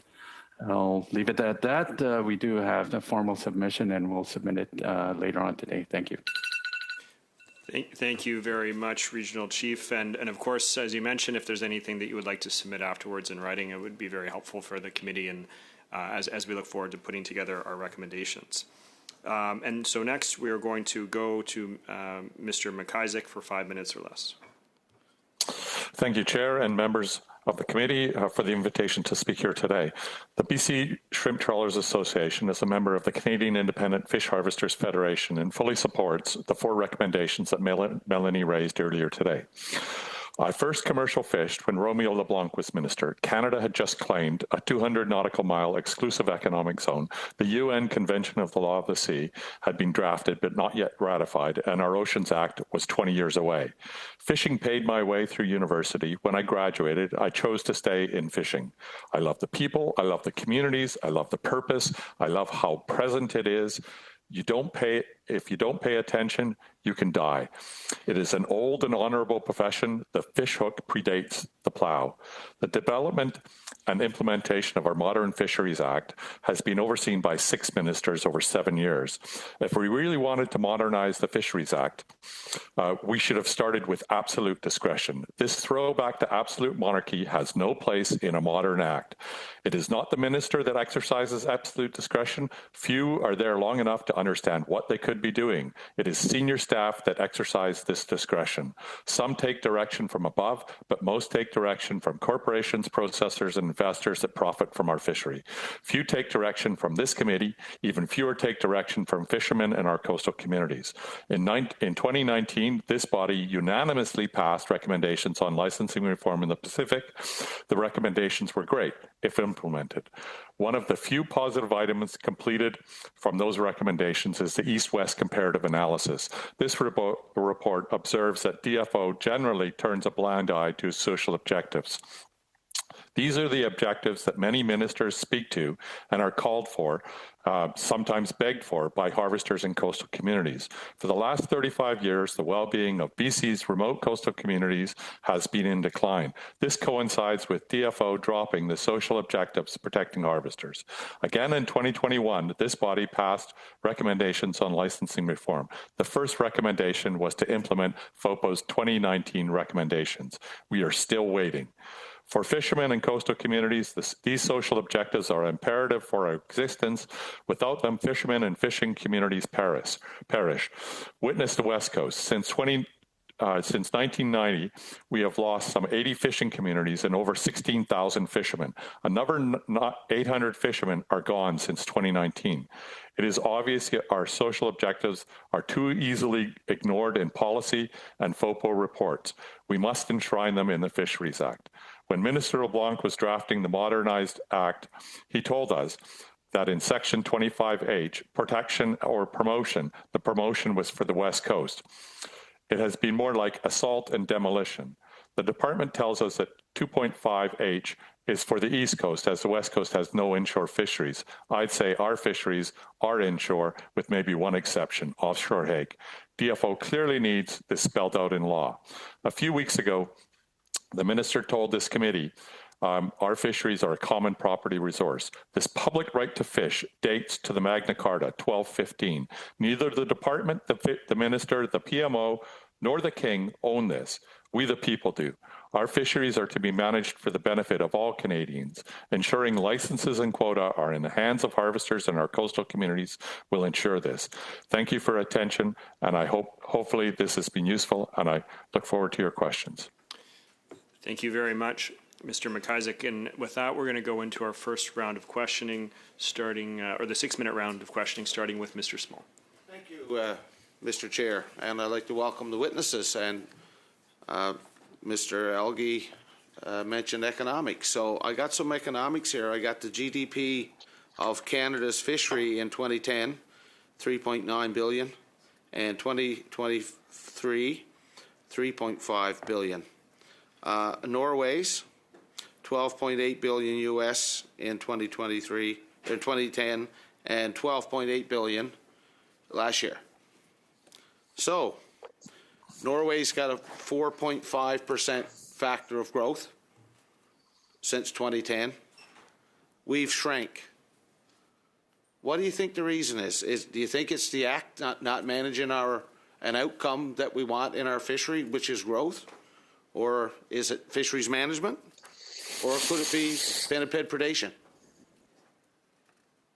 Good questions. I'm not necessarily the right person to answer them, but I can tell you this, since I'm here to talk about habitat. When you strengthen habitat, you grow fish populations. It's like growing the pie. Instead of talking about dividing it up or shrinking it, investing in fish habitat grows the pie, which supports economic growth of fisheries. It supports increased recreational use of fish by fishers across the country, as well as Indigenous use. And so having strong, protected, improving fish habitat is the base of all successful fisheries. Okay. So I heard you mention the degradation of habitat as a major factor in your submission. Are you talking saltwater or freshwater, Mr. Elgie? Well, they're both. The statistics mix the two together. Generally, the research shows that harvest volumes are probably the biggest threat on saltwater, and that habitat is a bigger threat on freshwater, but habitat's a significant problem for both. So how do you measure the destruction of habitat in the ocean? Well, first of all, how do you quantify it? So I'm not a deep expert on that, and if you want to get into the details, I've got a colleague here with me, Nick Lapointe from the Canadian Wildlife Federation. Yeah. Mr. Chair, is it okay if I bring him up to join me on that? Okay. Nick, do you want to come up and help out on that? Well, okay, so maybe I'll put this, Mr., what was your name, sir? Nick Lapointe with the Canadian Wildlife Federation. Mr. Lapointe. Okay. So, yeah, I'm looking at the open standards for conservation, otherwise known as the conservation standards. I'm sure you're aware of those standards. I've got something that comes right off their page. It says support conservation standards. The biodiversity conservation community is tackling large, complex, and urgent environmental problems where the stakes are high. However, we don't have a fully functional system to assess the effectiveness of our actions. Without more rigorous measurement of effectiveness and disciplined recording of our efforts, we cannot know or demonstrate that we are achieving desired results. This is what marine protected areas is based on, and marine conservation areas. I discovered them when I was checking out CPAWs. They referenced, so then I went and I found this. Like, if you can't measure where you are and you can't measure an outcome, like the statements that you're making, I got some problems with it. I think there's a challenge sort of across the board in a lack of investment in measuring that baseline, measuring the condition of our habitat, the status of our fish populations, and then that doesn't set us up to be able to measure the effectiveness of any type of management action. So I've got a question for you. A habitat is something that organisms live in. So are you lumping the fish population in with the physical characteristics or whatnot of the habitat? I'm not sure I understand the question. So if you're protecting habitat, how would you protect habitat on the shelf off Newfoundland and Labrador? How would you protect it? What would you be protecting it from? My expertise is in freshwater as well, but I would say you'd be looking at protecting the actual ocean floor and water quality around that. That'd be the habitat parameters you'd be concerned of in that environment. Okay, that's fine. That's good. Thank you. Monsieur St. Pierre, was there a time when fish harvesters with corporations were allowed to form family trusts that you know of? No. I've been involved in fishing for over 20 years, and no, unless they were grandfathered in 1979, and there was, in the crab fleet, for example, 12 enterprise that were out of 122 grandfathered, but no, it's against the fleet separation policy and the owner-operator policy. Okay, thank you. To Mr. McIsaac, do you agree with the ENGO submissions that want to change Section 6.11 to basically modify the precautionary approach, whereby fisheries would only be conducted if they're in the healthy zone? No, the Act is already too prescriptive on the science side. So you want to, we're science typically, it's great that we should be led by science, there's no doubt, but science takes time.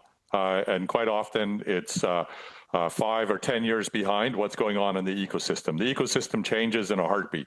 You look at the West Coast, we have atmospheric rivers coming in at us, changing the ecosystem. We have blobs, we have heat waves, and then on top of that, we have the usual variability, the decadal, Pacific decadal oscillation, El Nino, La Nina, and those are happening all the time. And to keep up with that, science needs to be tempered with harvester knowledge, those that are on the water. Sorry, we're over time here. Mr. Small, thank you very much. But with that, we're going to go to Monsieur Cormier pour 6 minutes. Merci, Monsieur le Président. 6 minutes. Mr. Cormier, thank you to the witnesses. Mr. St. Pierre, I've got some questions for you first. You gave a technical testimony, and it's very good to be technical when we're looking at the Reuven Act, in particular financial aspects. And certain people who've listened to you perhaps think that perhaps you're trying to dilute the owner-operator provision, but I see it differently. We know that fishing licenses for crab and lobster have gone up in value considerably over the last few weeks. A lobster fishing license can be 1 million plus, or it can even go up to 2 million, or we can talk up to 15 million. And we see that crab licenses have been leaving our region. We've heard that certain licenses could leave the region to the detriment of other regions as well. So I have a question given of this. Given that all of the license values have gone up, and so it's very difficult for the next generation to get financing to procure these licenses, and we've heard from that in other committee meetings as well. They've been very clear about this. There are certain controls that are carried out with different groups, sometimes from processing plants, or we've even heard about organised crime getting involved. So how should we proceed, Mr. St-Pierre, to make sure that in the Act we can build in protection so we can continue to protect the owner-operator model and also ensure that perhaps we'll be able to have some type of family agreement or other people who would like to procure this type of license so that we can keep it close to our communities? Okay with you. The first and foremost, the points that I did make were technical, but they were meant to close loopholes, not the opposite. My clients are mainly crab fishermen. I have a few lobster fishermen, but mostly they're in crab. These people want to have a long-term sustainable fisheries. They do not want to have loopholes. They do not want to have anything that is also gray, because as any loophole, it will be closed. Now, for the price, the issue is that we have inflated prices. The people who are buying it cannot afford it. They probably know they can't, but the test is made by DFO at the purchasing stage only. There's no follow-up after. In the past, you used to have fishermen that would go bankrupt. Have you seen anyone going bankrupt recently? Since the Sonia decision that you can seize the license, no one is going bankrupt. However, they're being leveraged, highly, highly leveraged, and they don't go bankrupt. Why? Because then the plaintiff goes in. Maybe the crime, organized crime goes in, hopefully not in any of my clients, but there are some people backing up these transactions that are outside parties. It has to, because the price is way too high. The issue also is that it's too restrictive in the regulations right now as who's a family member by not having nieces, nephews, enlarged family. With smaller families now, one kid, one child, maybe no child. Maybe you want to transfer to your nephew. Because it's so restrictive and you can't, well, you have to sell to somebody else, and that's usually the highest bidder. Mr. St-Pierre, I will go now to Mr. Tiggy. I hope I'm pronouncing your name right. I know you're part of the Assembly of First Nation. I know your Director of Fisheries, I think, is with you also today. I'm not sure if you saw the news report last week from Radio-Canada. It was in French. There's supposed to be another one coming also regarding the sale of fish, social, and ceremonial lobster that under the Fisheries Act is not permitted. So I'm not sure if you saw that news report, and if you can maybe comment on that, and what do you think of it? Well, this is a problem with the Department of Fisheries and Oceans is not fully implementing the Supreme Court of Canada rulings such as AHUSIT, the right for First Nations to commercially fish. We also have Marshall decision, which is, First Nations' right to a moderate livelihood. As First Nations, we're allowed to evolve much more than just having for food, social, and ceremonial uses, and perhaps part of that is to I want to cut you off, but just on the food, social, and ceremonial, under the Act, is not permitted to sell the catch. So yes, perfect. Certainly. So the news report was about food, social, and ceremonial that's supposed to go to community to help community members, but is being sold on black market or whatever, on other person is taking advantage of this. And it's not allowed to. I totally understand that there's some agreement with First Nation that they can fish commercially. This is okay, but I'm talking about strictly about the food, social, and ceremonial. Shouldn't that piece of not that piece, but shouldn't that resources go strictly to community? And why are we still seeing First Nation community selling those catches that they're not supposed to? Well, I think it comes down to management and how management decisions are made in terms of food, social, and ceremonial uses. I think, if there's an allotment, certainly, that is should be up to the discretion of those First Nations. And this is the whole purpose of the United Nations Declaration Act. You mean it should be to the Act. discretion of First Nation to sell food, social, and ceremonial catches? If that's their purview, I suppose it is. Under the law, it's not permitted to do so. Well, okay, we can get into this argument then. This is the whole point of the United Nations Declaration Act, is a recognition that First Nations are a governing body and that they can govern their own affairs. So this is the problem where we have with the Government of Canada and DFO, is that there's no space for co-jurisdiction, co-management, or an ability to agree upon how the utilization of any fish species, and that's a real problem. And henceforth the management of fisheries or fish species in this country is where we get into trouble, and therefore you see what's going on in the East Coast as well as very similarly here in the West Coast. So it comes down to jurisdiction and also how management occurs and how we govern in terms of our own abilities and our desire to have not only the use of food, social, and ceremonial purposes, but also the ability to the sale of fish. And that was the whole purpose of many court cases, such as Ahusit and what have you. Thank you very much, Mr. Cormier. I'm afraid we're well over time here. Prochainement, on va à Monsieur Deschênes. So now, Mr. Deschênes, for 6 minutes, please. Thank you very much, Chair. I've got questions for Chief TG. Thank you for being here.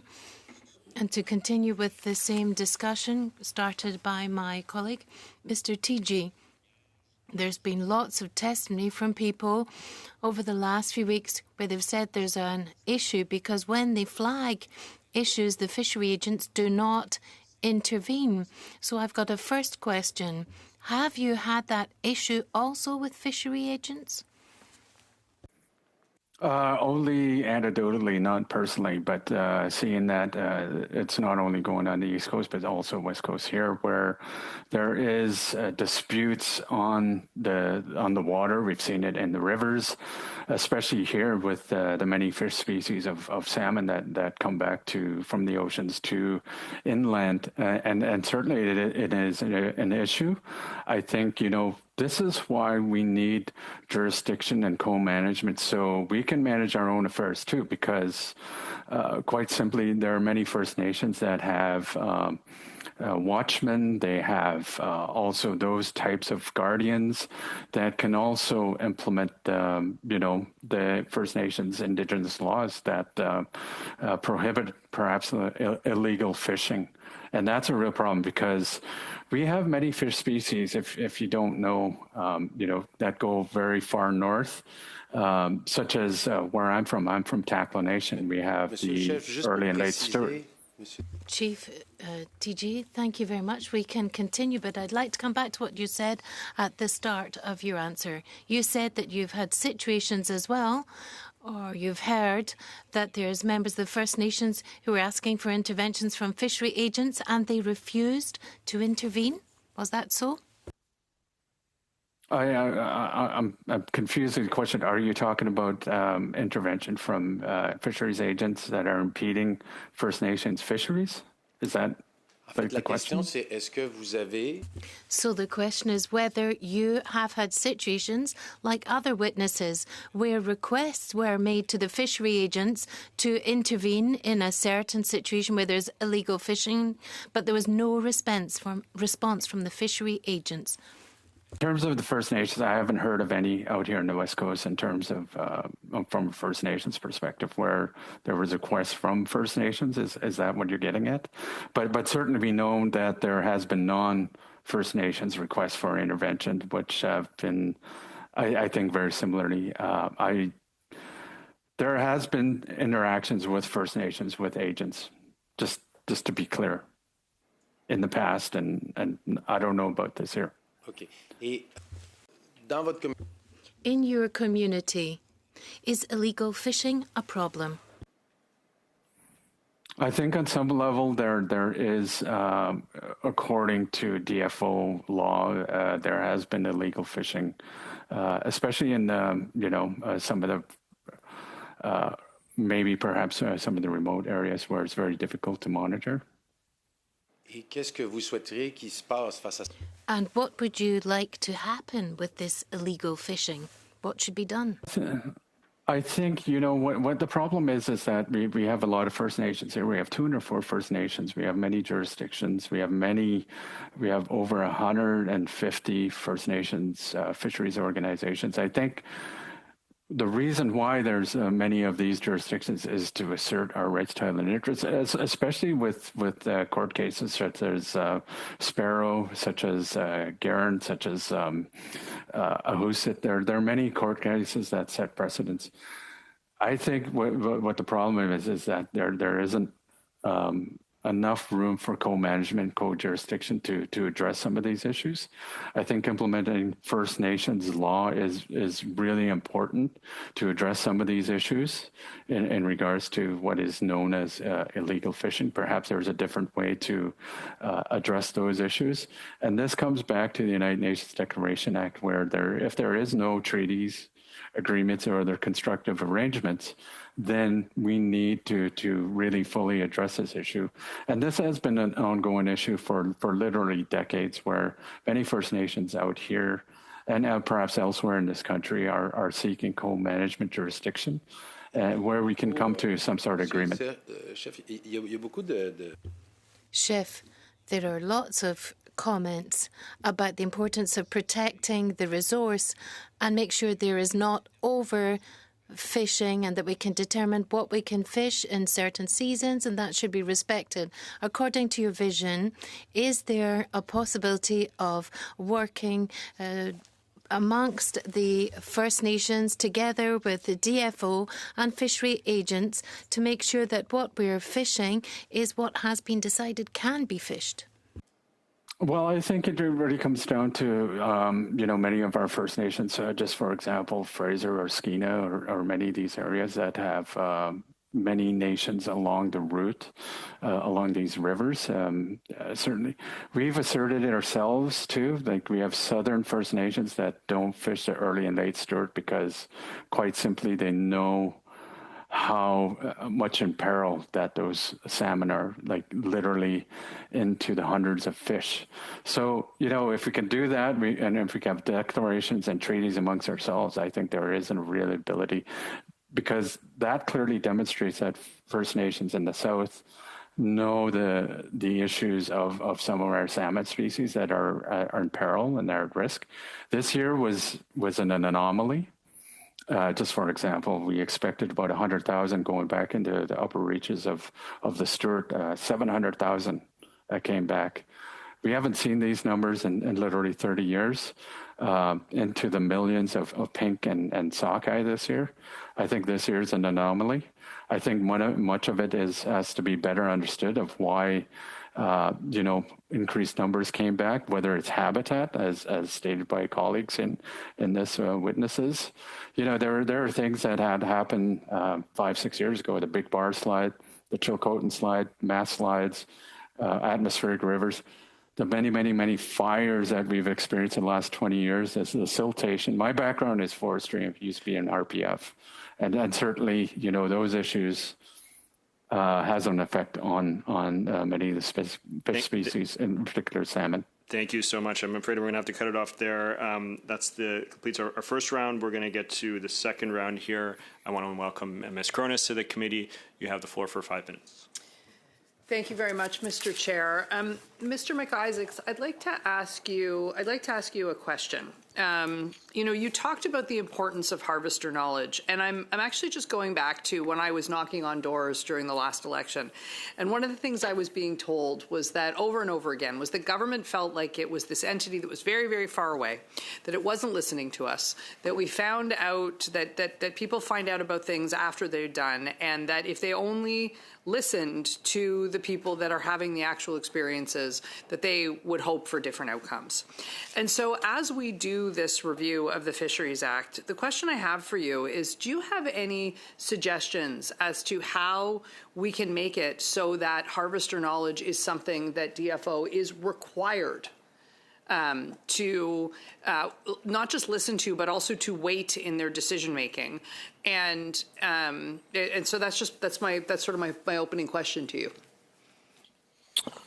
Yeah, well, embedded in the Act as a requirement, thou shall, engage with harvesters and collaboratively make decisions. Right now, the department is making decisions and by themselves for the most part. They're taking in and they're listening to everybody, but they're not doing it collaboratively, and that's what needs to change. The department is averse to collaborative decision making. They use absolute discretion that the minister is granted to make the decisions around the allocation of the resource and around the protection of the resource. What does this committee need to know about what harvesters know about the current status of BC shrimp stocks? Wow, that's a good question. So, what the committee should know is that we had a fishery last year where we harvested less than 400,000 pounds of shrimp on this coast. Our neighbors to the south harvested 75 million pounds of shrimp. We have way more shrimp fish habitat on our coast than they do. We should be harvesting that much or more on our coast. And why? What is the issue? We're managing our shrimp by weak stock management, which is what we're doing with salmon, which we're doing with a bunch of other stocks, and it's an absolute disaster. The United States is managing theirs by portfolio management, and that is taking a swath across all of the stocks, rather than focusing on just making only harvesting when the weak stocks are up at a high level. So we're waiting and waiting and waiting. It's like managing your portfolio of investments and only taking your profits when all of them are up. That's the kind of approach that we are taking to fisheries management on this coast. Well, and you talked about the viability of our fishing communities on the BC West Coast, and obviously as a member of Parliament for some of those communities, that alarms me greatly. How would you describe the current economic state of the BC shrimp trawl fleet? Disaster. So when I got involved with the shrimp association 7 years ago, the members there wanted to call for absolute closure of the shrimp fishery until the fisheries management got rectified. So, and it continues. 6 years ago, we put forward to them, the need to figure out the shrimp management areas. They have 36 different shrimp management areas. They have been managing them as independent biomasses, and we thought that was insane for this coast. It's taken them 5 years to do a CSAS for that, a science advisory that's come back and said, yes, we have actually one, biomass across the coast, but they're going to continue to try and manage by the shrimp management, the 36 shrimp management areas. So it's going to take another 10 years to get to a point where we're going to have a decent management of the shrimp fishery, and all of our harvesters are going to be gone. So, and I presume you've communicated this to the minister. The minister has exercised her discretion. And so I guess the question is do you see any of your evidence that you've submitted in the decisions that are made, or do you feel that those decisions are more politically motivated than motivated based on the data that's been provided? So, Mr. Isaac, I'm afraid we are over time. It's a very important question. If you could submit the answer to that in writing for the committee's consideration, it would be much appreciated. So with that, I'm going to go into the next round. I'm going to start this round of questioning and then pass it to my colleague, Mr. Clausen. Mr. LG, I want to thank you for submitting a brief in advance. And in your opening remarks, you spoke to the idea of net gain. But I wanted to ask about a couple of the recommendations that you made, including the fee in lieu and the third-party banking of habitat. One of the things that I hear about frequently in my riding is the amount of time that the different proponents are waiting to get a Fisheries Act authorization and getting their habitat compensation approved. So I was hoping you might be able to speak to the advantages of the ideas that you put forward in terms of delivering better habitat restoration outcomes, but also efficiency in the application and administration of the Act. Sure, happy to say a bit about that. And just at the beginning with the net gain idea, it's important to talk about how we divide up and manage fishing rights, but it's even more important to make sure that we sustain and grow fisheries, and that comes down to habitat. When we grow the pie, everybody wins. So we've talked about third-party habitat banking and fees in lieu, and those are both tools that allow us to get to habitat conservation and restoration with less cost and less delay, which is exactly what you're getting at, particularly at a time when we want to move major economic projects forward with more speed and less delay and less red tape. So fees in lieu are pretty simple. Right now, if you have to get an authorization, the proponent itself has to do the offset. They have to arrange it, they have to find it, they have to manage it, and they have to make sure it lasts. That's not their business. Their business is being a project developer. So a fee in lieu allows that to go into a fund that's then spent on habitat restoration, habitat conservation specialist organizations. The proponent doesn't have to go through consultation. It doesn't have to go through regulatory red tape. It doesn't have to manage a whole offset project that it doesn't know how to do. That's done by someone who knows how to do it. And the proponent gets on with the business of building their project. Better habitat outcomes, better economic outcomes, quicker projects. It's a win-win.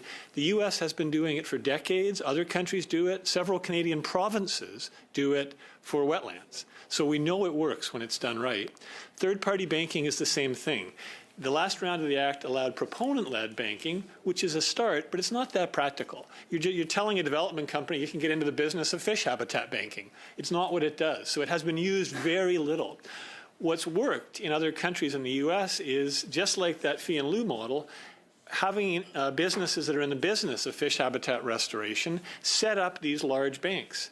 They're better habitat because they're large connected areas that deliberately select the habitat priorities that we need, not a last-minute site-by-site offset based on when your project's going forward.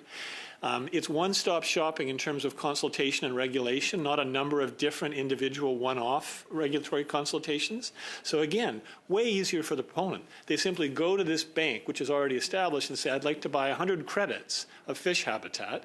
I can go forward with my project now, and they don't spend all their time and energy and money worrying about building a fish offset bank. The person who knows how to do it does it. So these work. Decades of experience in the U.S., other countries. We just need to implement them here. Good for the environment and good for the economy. Thank you very much. With the remainder of the minute and a half of my time, I'll pass it to Mr. Clausen. Thank you. I'll just follow up on that same explanation. So one of the projects that the government's looking at is expanding the Montreal port, and there was an article that I read today about the copper red horse fish being on the endangered species. Is there a place for offsets to work when you've got a fish that is in the critical zone?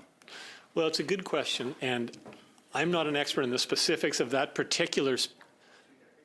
I'm not an expert in that fish and its habitat needs. I will say there are some cases, particularly for endangered species, where they need a particular kind of habitat in a particular place, and it's hard to replace it. I don't know, you don't want me speaking to that particular species and its needs, but I can tell you that in most cases, 95% or more, habitat offsets as the last stage of this mitigation hierarchy. Everyone agrees the first thing you should do is avoid damage, mitigate damage. That's universally agreed. Habitats are for the stuff you can't mitigate. And most of the time, offsets work when they're done right, when they have these ratios of 2 to 1. And the core problem here is that all of the evidence indicates DFO is not achieving the level of offset ratios that its own policy and its own science say are needed to keep habitat intact, to sustain it, let alone improve it as we've committed to do. So requiring offsets to do what their own science and their own policy says, which is ensure no net loss and actually move to net gain, would be good not just for the copper red horse, it would be good for economic development projects that we want to prioritize as a nation all across the country. Thank you very much, Mr. Clausen. Et prochainement, on va à Monsieur Deschênes pour 2 minutes et demie. And now Mr. Deschênes for 2.5 minutes. Merci beaucoup, Monsieur le Président. Une question? Thank you, Chair. So I've got a question for Mr. Jim McIsaac from the BC Shrimp Trawlers Association. Mr. McIsaac, there have been discussions, and I think you also mentioned this, but I'd like to hear more about the need to putting a frame around the ministerial discretion and discretional powers. There was one suggestion that was put forward to change section 2.5 so that the elements that are listed there under the discretionary powers should be imperatively taken into account by the minister when reaching decisions. Yes, thanks for the question. So in section 7.1, it refers to the minister's absolute discretion. We would have that replaced with independent harvesters and coastal community support, and after the word law, add or is not authorized to independent harvesters or coastal communities. So that's specifically to that question, how to change that. That's the only place in the Act where ministerial discretion is referenced. And so that's going right to the heart of it. And so we're pushing to change how decisions are made in the Department of Fisheries and Oceans, changing the frame of what the department is, instead of a decision-making body by itself, making decisions with harvesters and our coastal communities about how the resource is allocated. OK, je comprends votre proposition. Qu'est-ce que vous pensez? Yes, I understand your proposal. Under section 2.5, it says, unless there's a contrary provision, decisions taken under the Act, the Minister may take into consideration, amongst others, the following elements. And then we look at the precautionary approach, sustainability of fisheries, and also Indigenous knowledge of communities, collaboration with provincial governments and Indigenous governing bodies, and socio-economic considerations, and preservation of the independence of licence holders, and so on, amongst other things. This is all under consideration for decision-making. So to change may to shall, where the Minister would have to take these elements into consideration, would actually restrict her ministerial powers. What do you think about that? A very brief answer. Yes, we agree that it should be shall, and that 2.5H should be changed to protect and promote, and the inshore should be taken out. Merci beaucoup, Monsieur Deschênes. Thank you very much, Mr. Deschênes. Last two questioners here, starting with Mr. Doherty for 2 minutes. Well, thank you to our colleagues. I am sitting in on this committee, but have sat on that committee for a number of years previously. And when we first went through the Fisheries Act review and changes to it, we had some incredible testimony. I'm glad to see that we've kept up some of the nonpartisan part of this committee here today as well, too, with Mr. Cormier's questions.